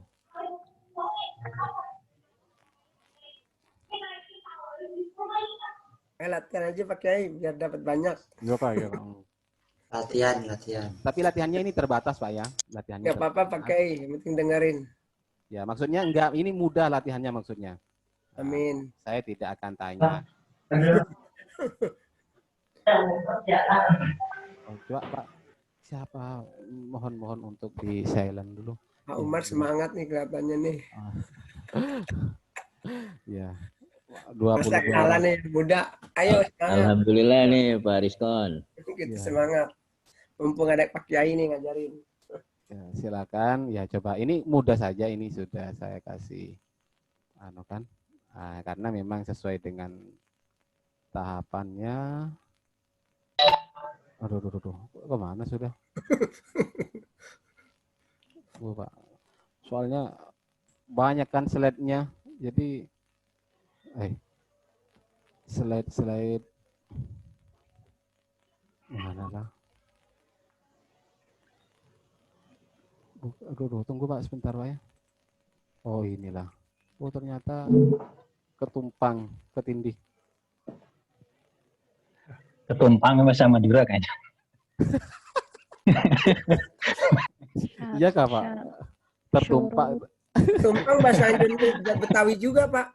Ketumpangan setan. Ketumpang. Ketiban. Ya sudah ya Pak, silakan ya, kalau jadi kita akan coba menebak ini, tapi nanti sesuai dengan tadi ya, setidaknya kalau berupa fiil nanti yang sudah kelewat, yang sudah dilewati nanti saya akan tanyakan. Nah, jadi kita cuma menebak ini loh Pak. Jadi kita kumpulkan sedikit-sedikit dan insya Allah ini 1 bulan itu sudah bisa mengumpulkan bahan. Ya ibarat kita mau bangun rumah lah. Kita mulai mengumpulkan batu batanya, kemudian mengumpulkan semen seperti itu. Jadi sekarang itu ibarat mengenal ini loh namanya pondasi, ini namanya jendela seperti itu. Baru kita kumpulkan, baru kita tebak, oh ini namanya rumah model ini. Nanti kalau sudah selesai. Sudah siap? Siap. Baik, pada latihan model pertama ini ya tentunya kita hanya sebatas menebak kalimat, yaitu pilihannya berapa Pak? Fi'il, isim, huruf. Ya, isim, fi'il, huruf. Kemudian kita masih sebatas mengenalnya melalui apa? Melalui dengan tanda-tanda sekaligus apa namanya makna lah. Jadi sekarang melatih makna dan melatih tanda-tanda. Dan sebagaimana tadi saya sampaikan bahwa kalau kita tidak tahu maknanya, ya kita lihat lafadznya. Kalau tidak tahu lafadznya, kita lihat maknanya seperti itu. Karena tidak ada tanda-tanda misalnya. Baik. Ayo Pak. Pertama adalah kata, di sini yang pertama. Kira-kira surut apa ini? Ini bacanya surut. Isim.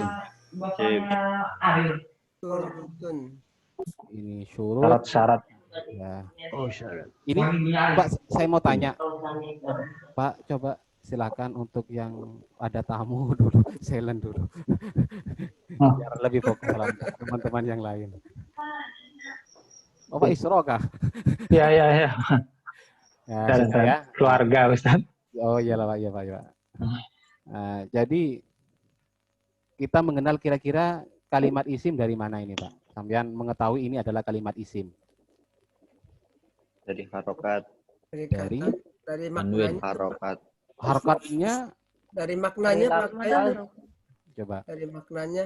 Kalau harkat misalnya kan syurut misalnya. Ini kan belum kita baca ya, syurutu, syuruto, syuruti. Iya. Ya, yang penting baca syurut seperti itu.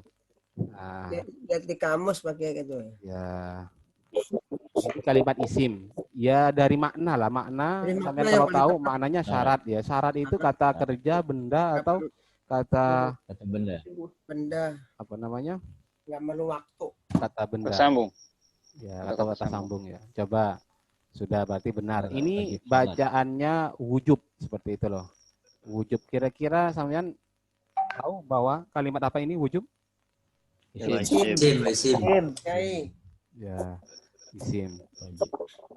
Artinya wajib seperti itu. Wajib. Kemudian ini bacaannya Isim. bukan bacaannya. Isim fi'il huruf. Ya. Ada alif lam. Oh iyalah saya lupa tandanya. Kalau seperti ini loh Pak, coba dari tanda isim ini semuanya isim. Kalau ini sudah ketahuan kalau ini adalah kalimat isim ya. Walaupun tanpa mengetahui makna misalnya ya, apalagi sampai mengetahui maknanya adalah sholat. Ya. Tapi ini maksudnya sholatnya loh Pak, kata benda lah. Karena nanti ada kata kerja, kata benda yang mirip dengan kata kerja. Coba misalnya seperti ini Pak.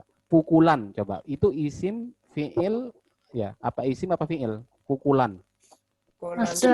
Masdar. Isim. Isim. Beda dengan memukul. Nah, kalau memukul itu adalah pukulan. Fi'il. Ya. Jadi kemudian ini kira-kira isim fi'il huruf Isim. ya. Sudah kita cek ya, faslun misalnya. Ini enggak ada tandanya. Tandanya apa coba? Faslun. Tanwin. Tapi di sini enggak ada loh. Dari artinya pakai. Tapi Makna. Lihat di kamus. ya. Tapi jangan sampai menyimpulkan berarti ini dibohongi ada tanda tanwin, ternyata di kitab enggak ada tanwinnya. Menurut saya bacaan musonif itu memberi tanda isim. Jadi dari maknanya pakai ya, utama. Jadi seperti ini Pak, musonif itu memberi tanda itu tanwin, ya sampean itu disuruh baca dulu. Atau kesimpulannya seperti ini, kalau itu kalimat isim tanwinkan seperti itu. Sudah. Kemudian ini kira-kira isim fi'il huruf. Huruf. Kalau huruf itu mudah, bacaannya apa ini? Huruf. Bacaannya ini semuanya wa ya, enggak ada yang wi. Ya, ini huruf.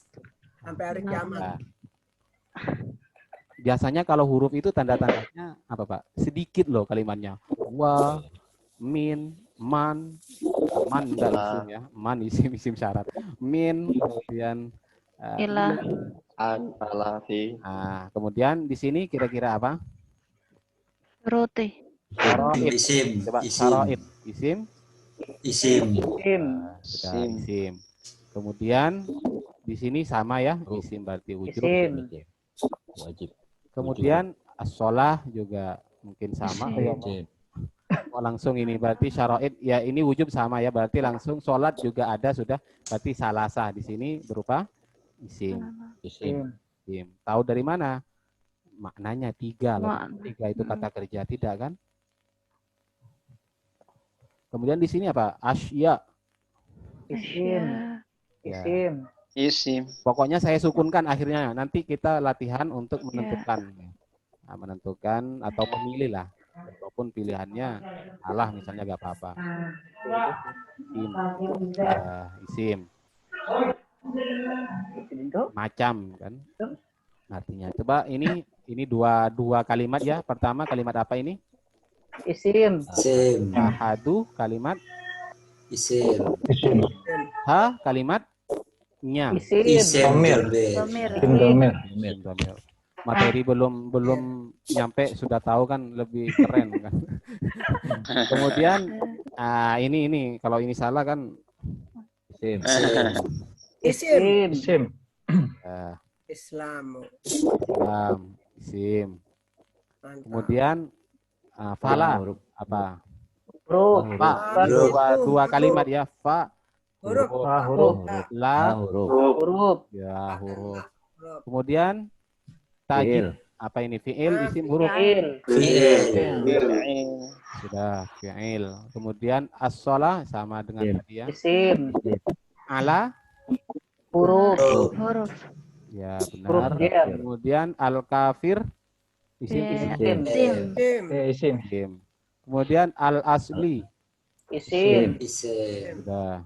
Wala sama ya dengan tadi, wawunya sama. Tajibu sama juga. Ala sama, hi sama dengan ha tadi, cuma beda ha dan hi saja. Ini sama. Berarti qada'u ini isim. Ha sama dengan tadi. Isim. Idza. Isim. Isim. Masuk Huruf mausul. apa isim? Isim. Artinya ketika. Coba apa? Oh iya, isim. Coba cek dulu. Ya, Iza itu huruf aja deh, Pak. Isim. Kemudian Enggak huruf. lama. Coba isim fi'il huruf. Isim. Isim. Iza. Bukan Aslama. aslama. Oh, aslama fi'il. Kemudian Fi'il. wa Huruf. sama dengan ya amma. Amma. Isim. Huruf, Pak. Ya deh. Oh iya, huruf. Kemudian al murtad. Isim fi'il huruf. Isim. Fa-nya huruf ya. Fa. Huruf. Tajibu tadi sudah Fi'il. disebutkan fi'il, kemudian alaihi. Wa sudah. Huruf. Ini in. Huruf ya. Huruf. Nah, Huruf dan damir. huruf syarat. Kemudian ada. Coba fi'il. Fi'il. Sudah. Fi'il. Hilal Islam sudah semua mungkin. Ya. Langsung. Nah, sudah. Berarti ini tahap pertama, Pak. Ini dalam rangka untuk mengumpulkan bahan-bahan tersebut. Sehingga setelah ini bagaimana? Tadi saya sudah memberikan kisi-kisi walaupun kita belum mengetahui secara pasti apa bacaannya. Yang penting kalau menemukan isim, berarti di sini antara bacaannya apa, Pak? Di sini. Bisa suroto gitu. Nah, bisa 3 pilihannya, sampean 3. Suroto. Nah, sudah benar itu, Pak. Kemudian di sini, Benar. iya. Jadi sampean kalau tidak mau keliru baca kitab, ya baca semua. Surutu, suruti, suruto. Pasti ada yang benar satu, salah dua. Kan? Jadi rumus bilang Pak Isro, tapi salahnya 2, benarnya cuma 1 ya. Rumusnya gimana, Ustaz? Kalau begitu tuh? Nanti loh, Pak. Makanya sekarang. Nanti ya. Udah wilayah itu. Iya, ini apalagi sampai tahu. Kita kumpulkan seperti ini, ya terus terang saya katakan bahwa saya anggap ini pemula semua. Ya mudah-mudahan metode seperti ini juga nanti bisa diterapkan kan seperti itu walaupun kita tahu. Kemudian ini karena tadi apa? Isim kan? Wujud isim. Berarti pilihannya apa? Wujubu, Yubi. Ya. Tinggal nanti hilangkan 2, pilih 1 saja. Seperti itu. Iya. Mu'rab itu ya, Ustaz. Iya. Kemudian ini berarti pilihannya adalah sholati, sholata, Sholati.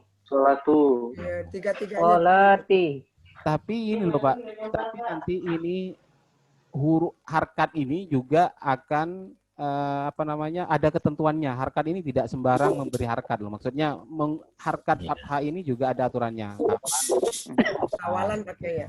Coba di sini bacanya apa? Suruti. Bukan ya. Yang ini. Lin, Faslun. Yang penting tanwin ya. Faslalilu. Bisa Faslan. Sholati. Tapi kalau faslan pakai alif lah Pak ya. Kalau fasolat, Fasolli bisa juga ya. fasolat. Nah, fasolli maka sholat. Usila juga bisa, Ustaz. Usila juga bisa. Usila ya. Jadi dalam bahasa Arab itu banyak kemungkinan. Nah, itulah yang saya maksud adalah zauk lah. Kira-kira ini kalau dibaca fasolli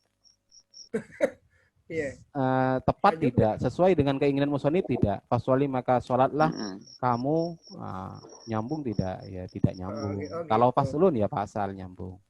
Iya. Kemudian ya ini berarti antara wasyaro itu syaro iti ya, seperti itu. Dan seterusnya seperti itu. Beda dengan fala ya. Kalau fala ya selamanya fala Pak. Nah, kemudian mana lagi kalau ha ya selamanya ha. Wala. Ini tidak ada kemungkinan ya, hahi ini tidak dipengaruhi oleh yang lain. Sedangkan yang lain ini itu dipengaruhi oleh kalimat sebelumnya. Jadi yang mempengaruhi tati itu adalah kalimat sebelumnya. Dan ini kita akan bahas nanti pada marfu'atul asma, mansubatul asma, dan mahfudatul asma. Dan itu adalah dari ilmu nahwu memang. Jadi seperti itu. Kemudian yang nggak berubah ya Allah terus Pak. Kemudian di sini kafiri, kafiro ya terserah. Kafiri. Ya ketemu nanti. Dan majrur. Asliyah, asliyuh ya sama benar. Kemudian kalau wala sudah. Kemudian ini bacaannya apa? Jadi bisa saja yajib, bisa saja yajiba, bisa saja yajibu. Bisa juga yujibu kan yunya Pak. Ya. Yunya nebak-nebak. Bisa saja yujib dan lain sebagainya. Yajib. Kemudian wa qada'uha.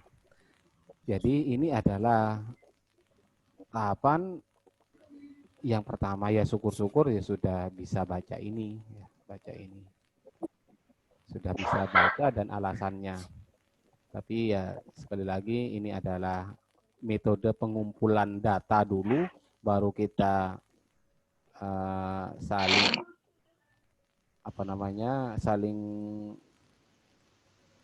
kumpulkan ya, kita kumpulkan, kemudian dari model kalimat isim nanti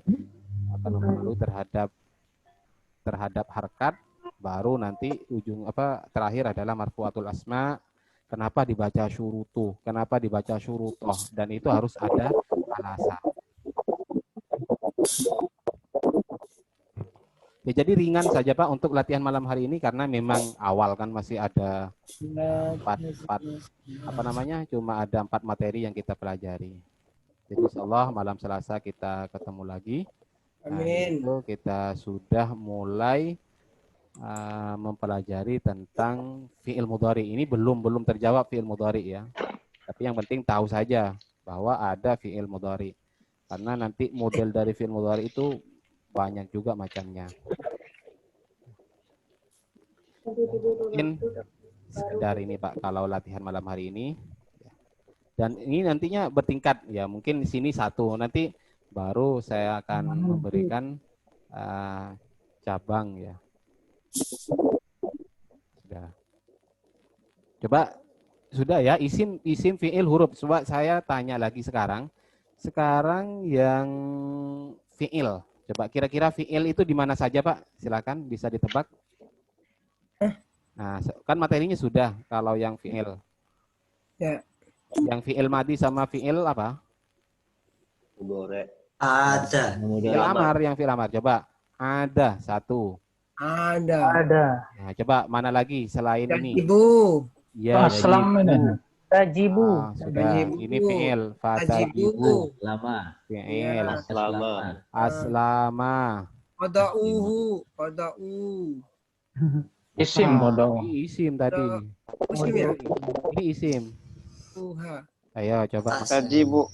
Tajib. Coba kita tandai ini yang fi'il. Kemudian ada lagi. Ada lagi kah? Enggak ada.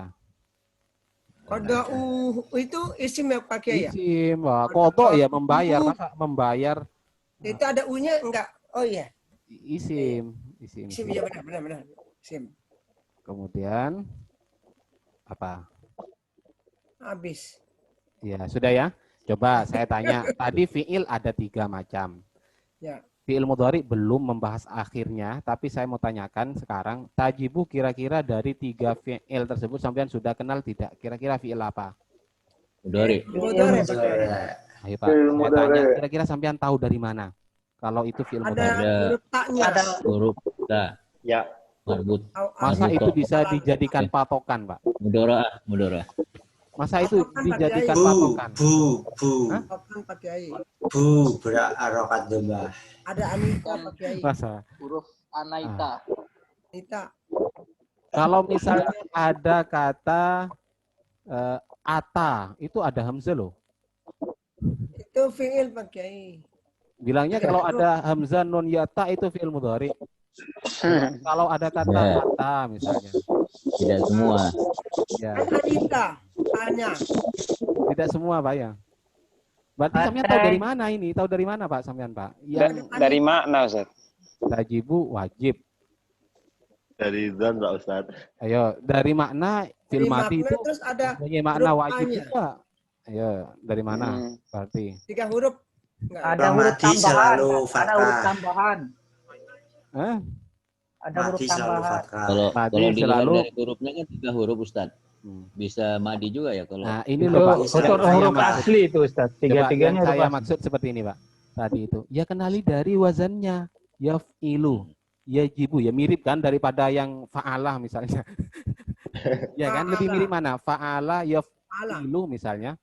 Nah, yaf'ilu dan uf'ul atau if'al mirip mana? Coba dari ketiganya itu. Berarti madi ya nih Ustaz. Kalau fi'il madi, Pak, itu kan fa'alah. Coba Tapilu, mirip nggak dengan- tapilu, tapilu. Hah? Tapilu. Ya, ini mirip dengan taf'ilu atau yaf'ilu seperti itu. Kemudian kan baca yajibu kan, tajibu. Iya. Berarti inilah fungsi mengenal tentang wazan ya. Menurut saya kalau tidak mengetahui makna, ya cocokkan kira-kira ini mirip fi'il apa dari wazannya seperti itu loh. Tadi kan sudah saya memberikan gambaran kan. Kalau fi'il Kalau Ata madi. gimana Pak Kiai itu cara tahu? Kenapa? Ata. Itu cara mengetahuinya. Kalau ata, ya nanti seperti ini loh Pak. Ya benar tadi sebenarnya yang jawab itu. Dari mana mengetahui bahwa ini adalah fi'il mudhari? Dari ta. Dan kebetulan taknya di sini mempunyai apa? Bisa menggunakan dia perempuan. Jadi tak itu bisa mempunyai makna dia perempuan, bisa mempunyai makna kamu. Iya. Tapi pas saja di sini tak dinamakan tak mudhoro'ah. Kalau ata, ya walaupun diawali dengan hamzah, namun hamzahnya tidak menunjukkan makna saya, ya kan? Nah, seperti itu. Kecuali menggunakan apa? Ata ya'ti misalnya, ya'ti diganti menjadi a'ti, berarti saya datang. Ya, seperti itu.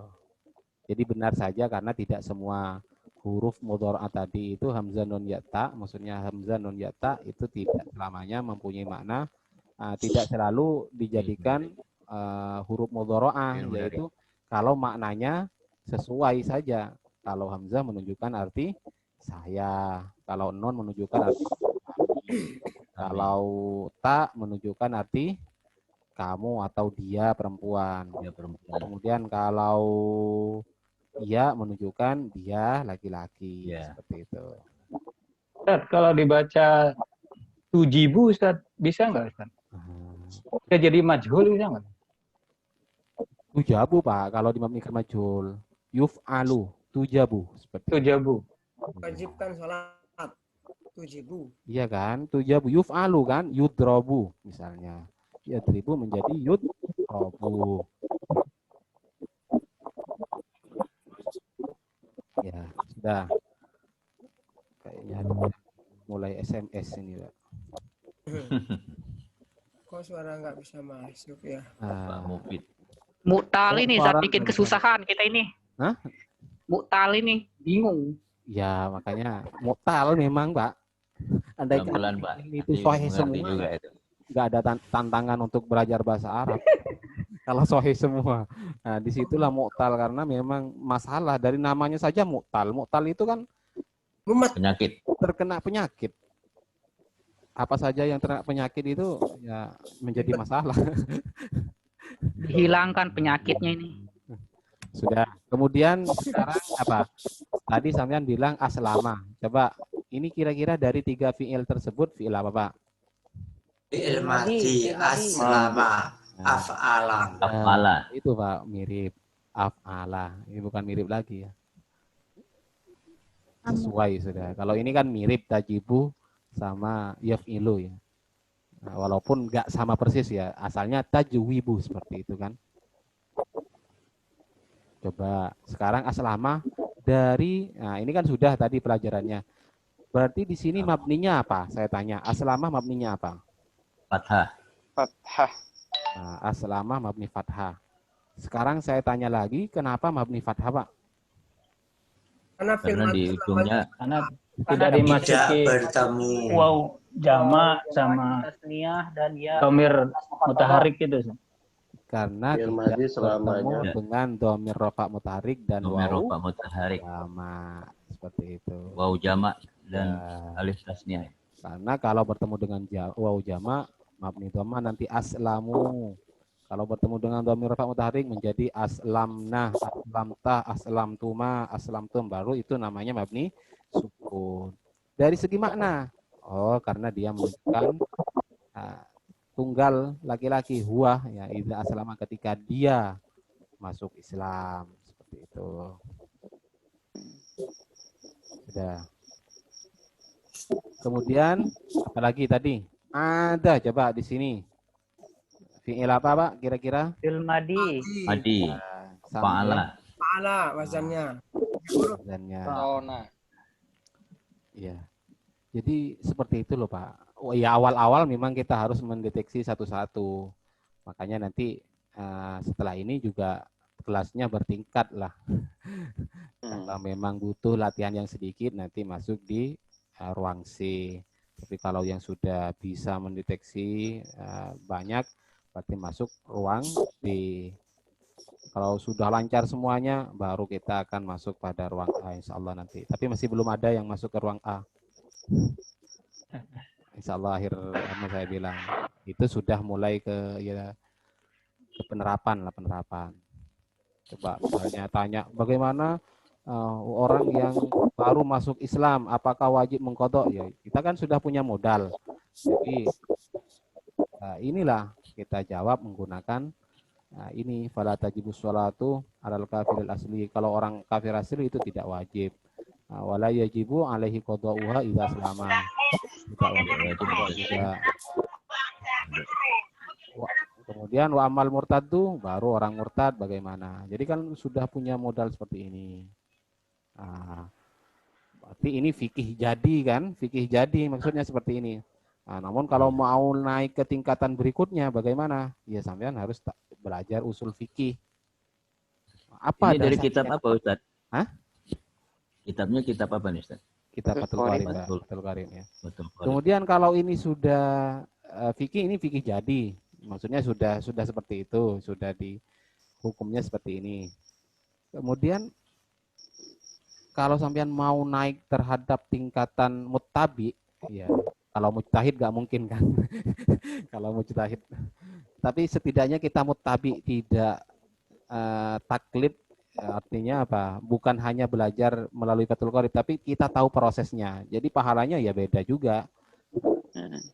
Prosesnya sampean coba kira-kira apa dasarnya ulama itu mengatakan bahwa berpendapat bahwa sholat bagi orang kafir yang masuk Islam itu tidak wajib qadha.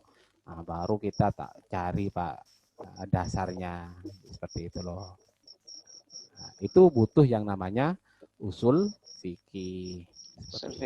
Usul fikih. Nah, jadi sudah bisa baca ini kemudian tahu hukumnya kan sudah keren seperti itu loh. Ya, apalagi sampai bisa mengembalikan lah. Karena kalau kita narik dari Al-Quran ke bawah, ya nggak bisa lah. Kita sudah maksudnya walaupun kita bisa, itu sudah ada loh ulama Imam Syafi'i, imam-imam mazhab yang lain itu sudah yang menariknya dari Al-Quran ke fikih seperti ini, ya, namanya fikih. Nah, maka sekarang ya tugas kita paling tidak tahu prosesnya lah. Maka orang yang menarik dari Al-Quran dan hadis itu terhadap permasalahan hukum itu dikatakan mujtahid, sedangkan orang yang mengembalikan hukum yang sudah jadi terhadap Al-Quran atau hadis itu dikatakan muttabi. Seperti itu. Pengikut ya. Ya, tapi keren itu loh Pak, daripada kita taklid katanya. Bagaimana hukumnya? Oh, katanya seperti ini. Katanya ya. Nah, setidaknya kita tapi sepertinya Ustaz kita memang harus perlu banyak mufradat ya Ustaz ya. Kenapa? Mufradat. Ya, mufradat kita perlu banyak mufradatnya ini. Ya, untuk mufradat itu ya pelan-pelan kita dari mendengar seperti ini loh Pak. Sambil lalu mungkin bisa ya Ustaz ya kalau itu ya, terus diulang ya. Iya betul Pak. Karena tidak memungkinkan juga kita tiap hari hafalkan kamus misalnya. Hafalkan itu kan memang iya. Ada coba. Nah, makanya tasrifan itu juga membantu sekali terhadap perubahan mufradat loh Pak. Oh ada, kita tahu bahwa artinya kembali. Oh kalau aid, oh itu adalah isim fa'il, berarti yang kembali. Seperti itu. Ma'ad, oh tempat kembali. Nah seperti itu kan. Ila yaumil ma'ad misalnya. Ma'ad itu zadul ma'ad, bekal untuk kembali, ma'adun. Jadi kalau kalimat itu bisa ditasrif ya kita bisa mendeteksi perubahan itu dan bisa memberikan makna seperti itu loh. Memberikan maknanya, memberikan sesuai dengan perubahan kalimat itu sendiri. Misalnya seperti ini, kafaroh, berarti kafaroh yakfuru. Di sini isim fa'ilnya adalah kafir. Tapi ini sudah menjadi istilah loh ya. Kalau kafaro yakfuru itu aslinya menutup kan? Menutup. Jadi jangan diartikan alal kafiri bagi orang yang menutup ya. Karena sudah menjadi istilah ya sudah istilahkan dengan orang kafir seperti itu. Kemudian murtadda. Irtadda yartaddu itu aslinya balik seperti itu Pak. Murtadun. Berarti orang yang kembali ya seperti itu loh. Murtad. Yang menolak lah. Rodda itu murtad itu menolak suatu kebenaran namanya murtad. Jadi fi'il madinya apa? Ketika menemukan irtadda, itu artinya sudah murtad. Irtadda yartaddu irtidadan wa murtaddan fahuwa murtaddun wa dzaka murtaddan irtadda. Seperti itu. Kalau kafaro tadi masuknya ke bab berapa ya? Kafaro yakfuru sulasi mujarrad. Sulasi mujarrad.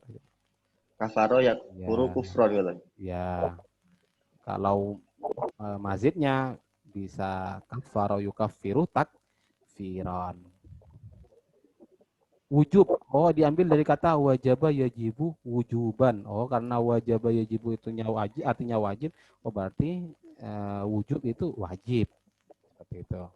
Kemudian apalagi al-asli. Ini kalau kita tahu aslun asal, berarti kalau ditambah ya menjadi ya misal itu yang bersifat tadi seperti itu. Ya, mungkin seperti itu loh Pak. Jadi semua itu kalimat itu ya ada kalanya bisa ditasrif, ada kalanya tidak.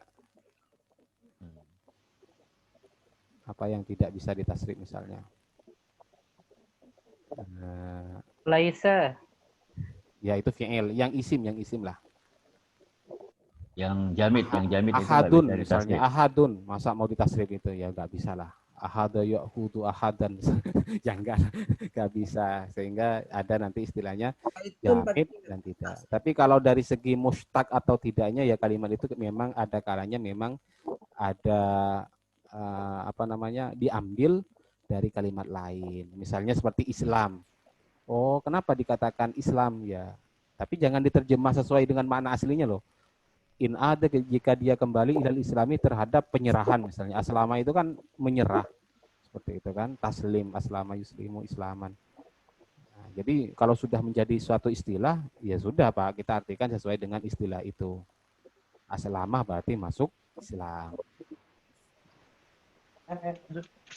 Kemudian apalagi Qadha. Oh, qadha yakdi qadhaan. Oh, qadha itu membayar.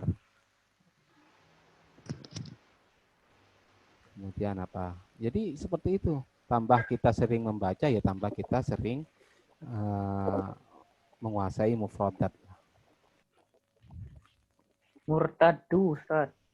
Ya, diambil dari kata roddah kan. Roddah itu menolak.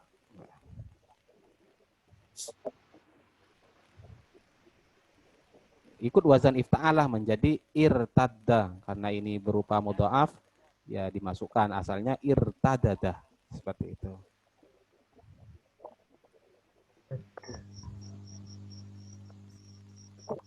Sudah? Kalau as-sholatu? As-sholatu itu masdar atau istilahnya isim masdar dari kata sholla yusolli sholata. Jadi ya kadang agak lucu juga, fi'il madinya adalah sholla, ikut wazan fa'ala seperti itu kan. Tapi masdarnya adalah sholatan, tidak sesuai. Tidak sesuai dengan fi'il madi dan mudhari'nya. Dan itu bisa terjadi. Tawaddu'ah ya tawadda'u, ternyata masdarnya yang dipakai adalah wudu'an. Misalnya sampai mengatakan saya berwudu. Berarti fi'il madinya menggunakan tawadda'tu. Ya kan? Bukan wada'tu, bukan saya berwudu, tawadda'tu. Tapi masdarnya berwudu itu artinya adalah wudu, wudu'an ya. Bukan tawaddu'an, bukan. Jadi itulah kadang kallama yukallimu itu seharusnya adalah takalluman, tapi yang digunakan adalah takallama yatakallamu kalaman. Ya. Sudah menunjukkan jam 23. Pas di sini 23 lewat 1 menit. Ada lagi? Kalau tidak ada lagi, kita akhiri, kita bertemu pada malam Selasa insyaallah. Yaitu untuk melanjutkan fi'il yang terakhir, yaitu fi'il mudhari, karena itu agak sedikit ribet karena fi'il mudhari adalah bagian dari fi'il yang mu'rab. Jadi mudah saja Pak, insyaallah, asalkan latihan seperti itu. Ya awal-awal ya untuk yang pemula ya, kalau memang yang sudah bisa ya mungkin buru-buru kan mau baca seperti itu, tapi nantilah ketika masuk ruang praktek baru di situ. Kalau di sini masih mengumpulkan dari bahan-bahannya, sehingga ini loh prosesnya, sehingga bisa dibaca seperti ini. Karena semua kalimat itu punya alasan. Dan bahkan kalau kita bicara masalah nahu, satu seperti ini saya bisa menanyakan banyak segi seperti itu loh. Syurutu coba di sini kalimat apa? Kalimat isim. Saya tanyakan, di sini definisinya apa kalimat isim? Ini misalnya. Tanda di sini keisimannya apa?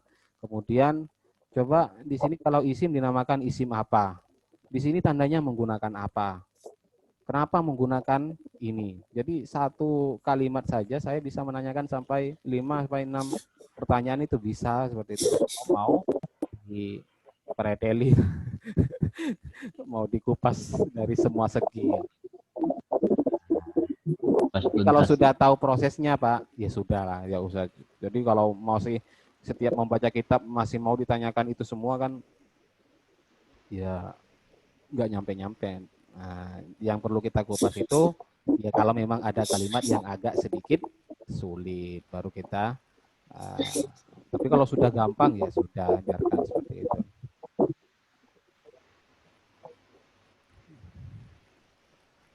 Ya, Pak, ada yang mau tanya lagi sekali lagi?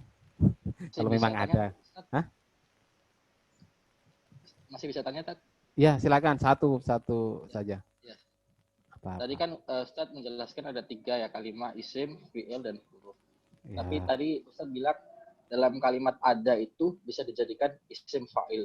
Kenapa kok bisa isim dan fa'il itu? Maksudnya gimana? Yang mana? Yang mana?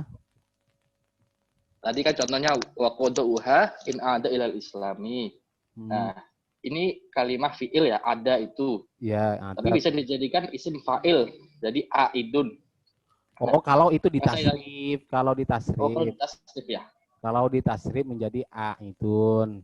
Jadi tadi saya membahas masalah makna. Jadi sambian menguasai ada, kalau sudah bisa mentasrif, maka perubahan dari kata ada itu sambian sudah bisa mendeteksi artinya ada itu sudah kembali. Tapi kalau aidun berarti isim fa'ilnya artinya adalah yang kembali, orang atau sesuatu yang kembali. Itu maksud saya. Seperti itu loh. Ya, yang saya tanyakan itu pengertian isim fa'il. Maksudnya kan itu kalimat isim apa kalimat fi'il? Kok ada istilah isim fa'il gitu? Maksudnya ya itu perubahan, Mas. Perubahan aja. Ya, perubahan. Artinya seperti ini loh. Kan perubahan bentuk kalimat itu kan seperti ini. Ada kalanya kalimat itu memang bisa ditasrif. Jadi tasrif itu nanti bisa ada berapa perubahan itu, mulai dari fi'il madinya berubah pada fi'il mudhari'nya. Itu yang dimaksud dengan tasrif istilahi kan. Nah, bisa saja berubah pada isim fa'il. Kemudian bisa berubah pada isim maf'ul. Ya. Dan kok bisa dari fi'il berubah pada isim? Ya, bisa seperti itu. Ya, mungkin gini, Ustaz. Seperti apa? Jadi kalimat fi'il, aslinya kalimat fi'il setelah ditasrif, dia menjadi kalimat isim. Pada tarkib pada sirat yang lain gitu. Iya. Gini itu ya, Ustaz. Kok bisa seperti itu ya? Kok bisa berubah? Kok bisa dari isim fi'il berubah seperti itu? Kayak apa? Ya Pak, saya kurang paham. Ya, mungkin yang saya pahami kalimat isim. Jadi isim fa'il itu apa itu? Isim fa'il itu apa? Yang ya, saya isim pahami fa'il itu. Sebenarnya Mas Dahlan ini tahu kan kalau itu isim fa'il itu orang yang seperti itu loh. Jadi ya ini tidak bicara masalah nahwu lah sebenarnya, ini berubah bicara tentang masalah ilmu sorof, ilmu perubahan seperti itu. Bisakah? Ya bisa, karena kalimat itu bahan bakunya ada bahan baku seperti itu dalam bahasa Indonesia. Coba sekarang makan seperti itu. Ini kata apa? Benda, kata benda. Kata kerja. Kalau sekarang ganti makanan. Makanan. Kata apa ini? Kata benda. Orang yang makan misalnya. Itu kata apa? Pelakunya. Nah, itu isim fa'il. Ya, jadi suatu kalimat ya tidak ada aturan sih kalau fi'il tidak boleh dijadikan kata benda misalnya, tidak. Ya selama bisa lah. Tapi kalau kayu misalnya, ini yang namanya jamid. Kalau kayu coba jadikan kata kerja bisa enggak? Nggak bisa. Sudah kayu. Sudah kayu. Mengkayukan bisa kan? Ya. Mengkayukan. Orang yang kayu. Ya nggak bisa. Jadi kalimat yang bisa seperti itu kalimat apa? Ya kalimat yang bisa ditasrif. Ya. Itu namanya isim mustaq. Bahkan ini Mas Dahlan bahwa asal dari kalimat atau bahan baku lah. Bahan baku dari kalimat itu adalah masdar. Jadi kalau memandikan orang yang mandi itu bahan bakunya adalah mandi. Kata dasar ya. Ada yaudu itu bukan fi'il madi asalnya, dan misalnya. Islam misalnya. Aslama itu Islam. Sehingga dikatakan bahwa asal dari kalimat itu aslul wahid ya, kalau dalam istilah ilmu sorof itu adalah masdar. Ya. Jadi isim dulu baru dijadikan kata kerja. Selama bisa. Misalnya kayak tadi seperti halnya isim-isim jamid ya tidak bisa lah. Tapi kalau tulisan, oh itu bisakah kira-kira dijadikan kata kerja? Menulis bisa. Itu. Makanan menjadi makan, dimakan dan lain sebagainya. Namun ulama ada perbedaan pendapat, ada yang mengatakan asal dari kalimat itu adalah fi'il madhi. Ada yang mengatakan itu adalah masdar, sehingga kalau dilihat dalam alfiyah itu ulama beda pendapat.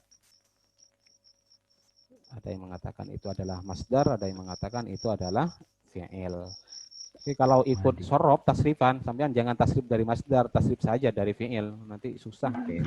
Yang dari fi'il saja gak hafal-hafal misalnya, apalagi dimulai dari masdar. Fa'lan, fa'ala yaf'ulu wa maf'alan misalnya. Balik ya. Iya, ya. Tapi memang ulama itu beda pendapat, Pak. Ada yang mengatakan itu fi'il madhi, ada yang mengatakan masdar.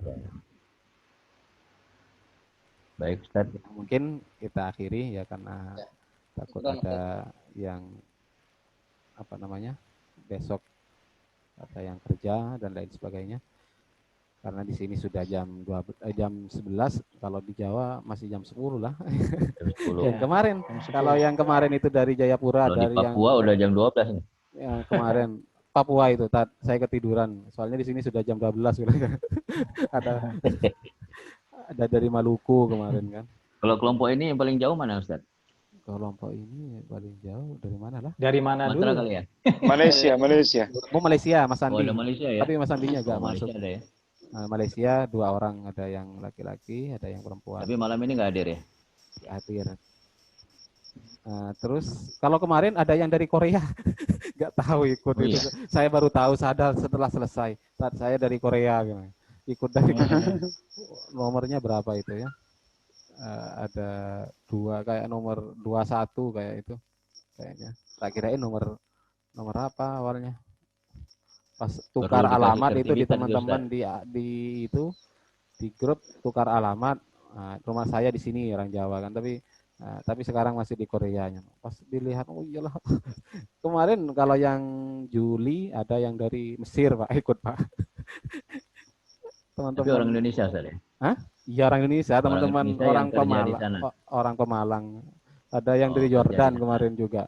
Nggak tahu, saya nggak cek nomornya, tahu-tahu ikut bilangnya. Iyalah saya. Cari kegiatan dan untuk memperlancar karena memang mahasiswa baru masuk di Fakultas Al-Azhar. Ya. Alhamdulillah banyak bisa mengambil manfaatnya, Ustaz. Iya. Tapi ikut aktif, itu aktif setiap malam Senin kalau latihan grup D itu. Tapi memang kadang masih ada kesalahan seperti itu, ketidaktelitian. Ya, tapi sudah banyak. Kalau peserta grup ini berapa orang, Ustaz? Grup kita ini. Itu berapa? Lupa juga. 30 berapa? 32 kan? Ya, 32. Tinggal berapa ini? Alhamdulillah ya, banyak ya. Ya. Kemarin 43, Pak. Oh iya, lebih banyak lagi. 43 awalnya yang itu soalnya saya mau batasi sebenarnya, tapi kadang ada orang yang sudah tahu-tahu, sudah saya bayar administrasi, ya sudah ditutup, gak lihat pengumuman, kadang sudah tahu-tahu udah ya suruh nunggu 1 bulan, masa 1 bulan saya suruh nunggu. Ada yang terakhir itu sudah lambat, siapa ini? Ada orangkah di sini? Siapalah dari kemarin itu. Sebenarnya nggak jadi masalah, Ustaz. Kalau misalnya pun banyak kan Zoom ini bisa menampung sangat banyak orang bisa ikut. Bisa ya, tapi takutnya tadi, Pak, takut nggak kondusif dan lain sebagainya lah. Nah itu makanya. Nanti bikin sistemnya, Ustaz. Kalau mau bertanya pakai raise hand aja gitu kalau banyak sekali gitu. Iya, gampang. Kemarin iya lah, Pak. Tapi biar lebih lah. Selama masih kondusif ya silakan. Makanya saya minta untuk pakai headset itu ya biar sama-sama enak, karena terus terang kalau saya pakai sound system, Pak, sehingga saya tidak masuk ke headset kan. Kalau yang pakai headset itu anaknya teriak, teman-teman yang lain yang sakit.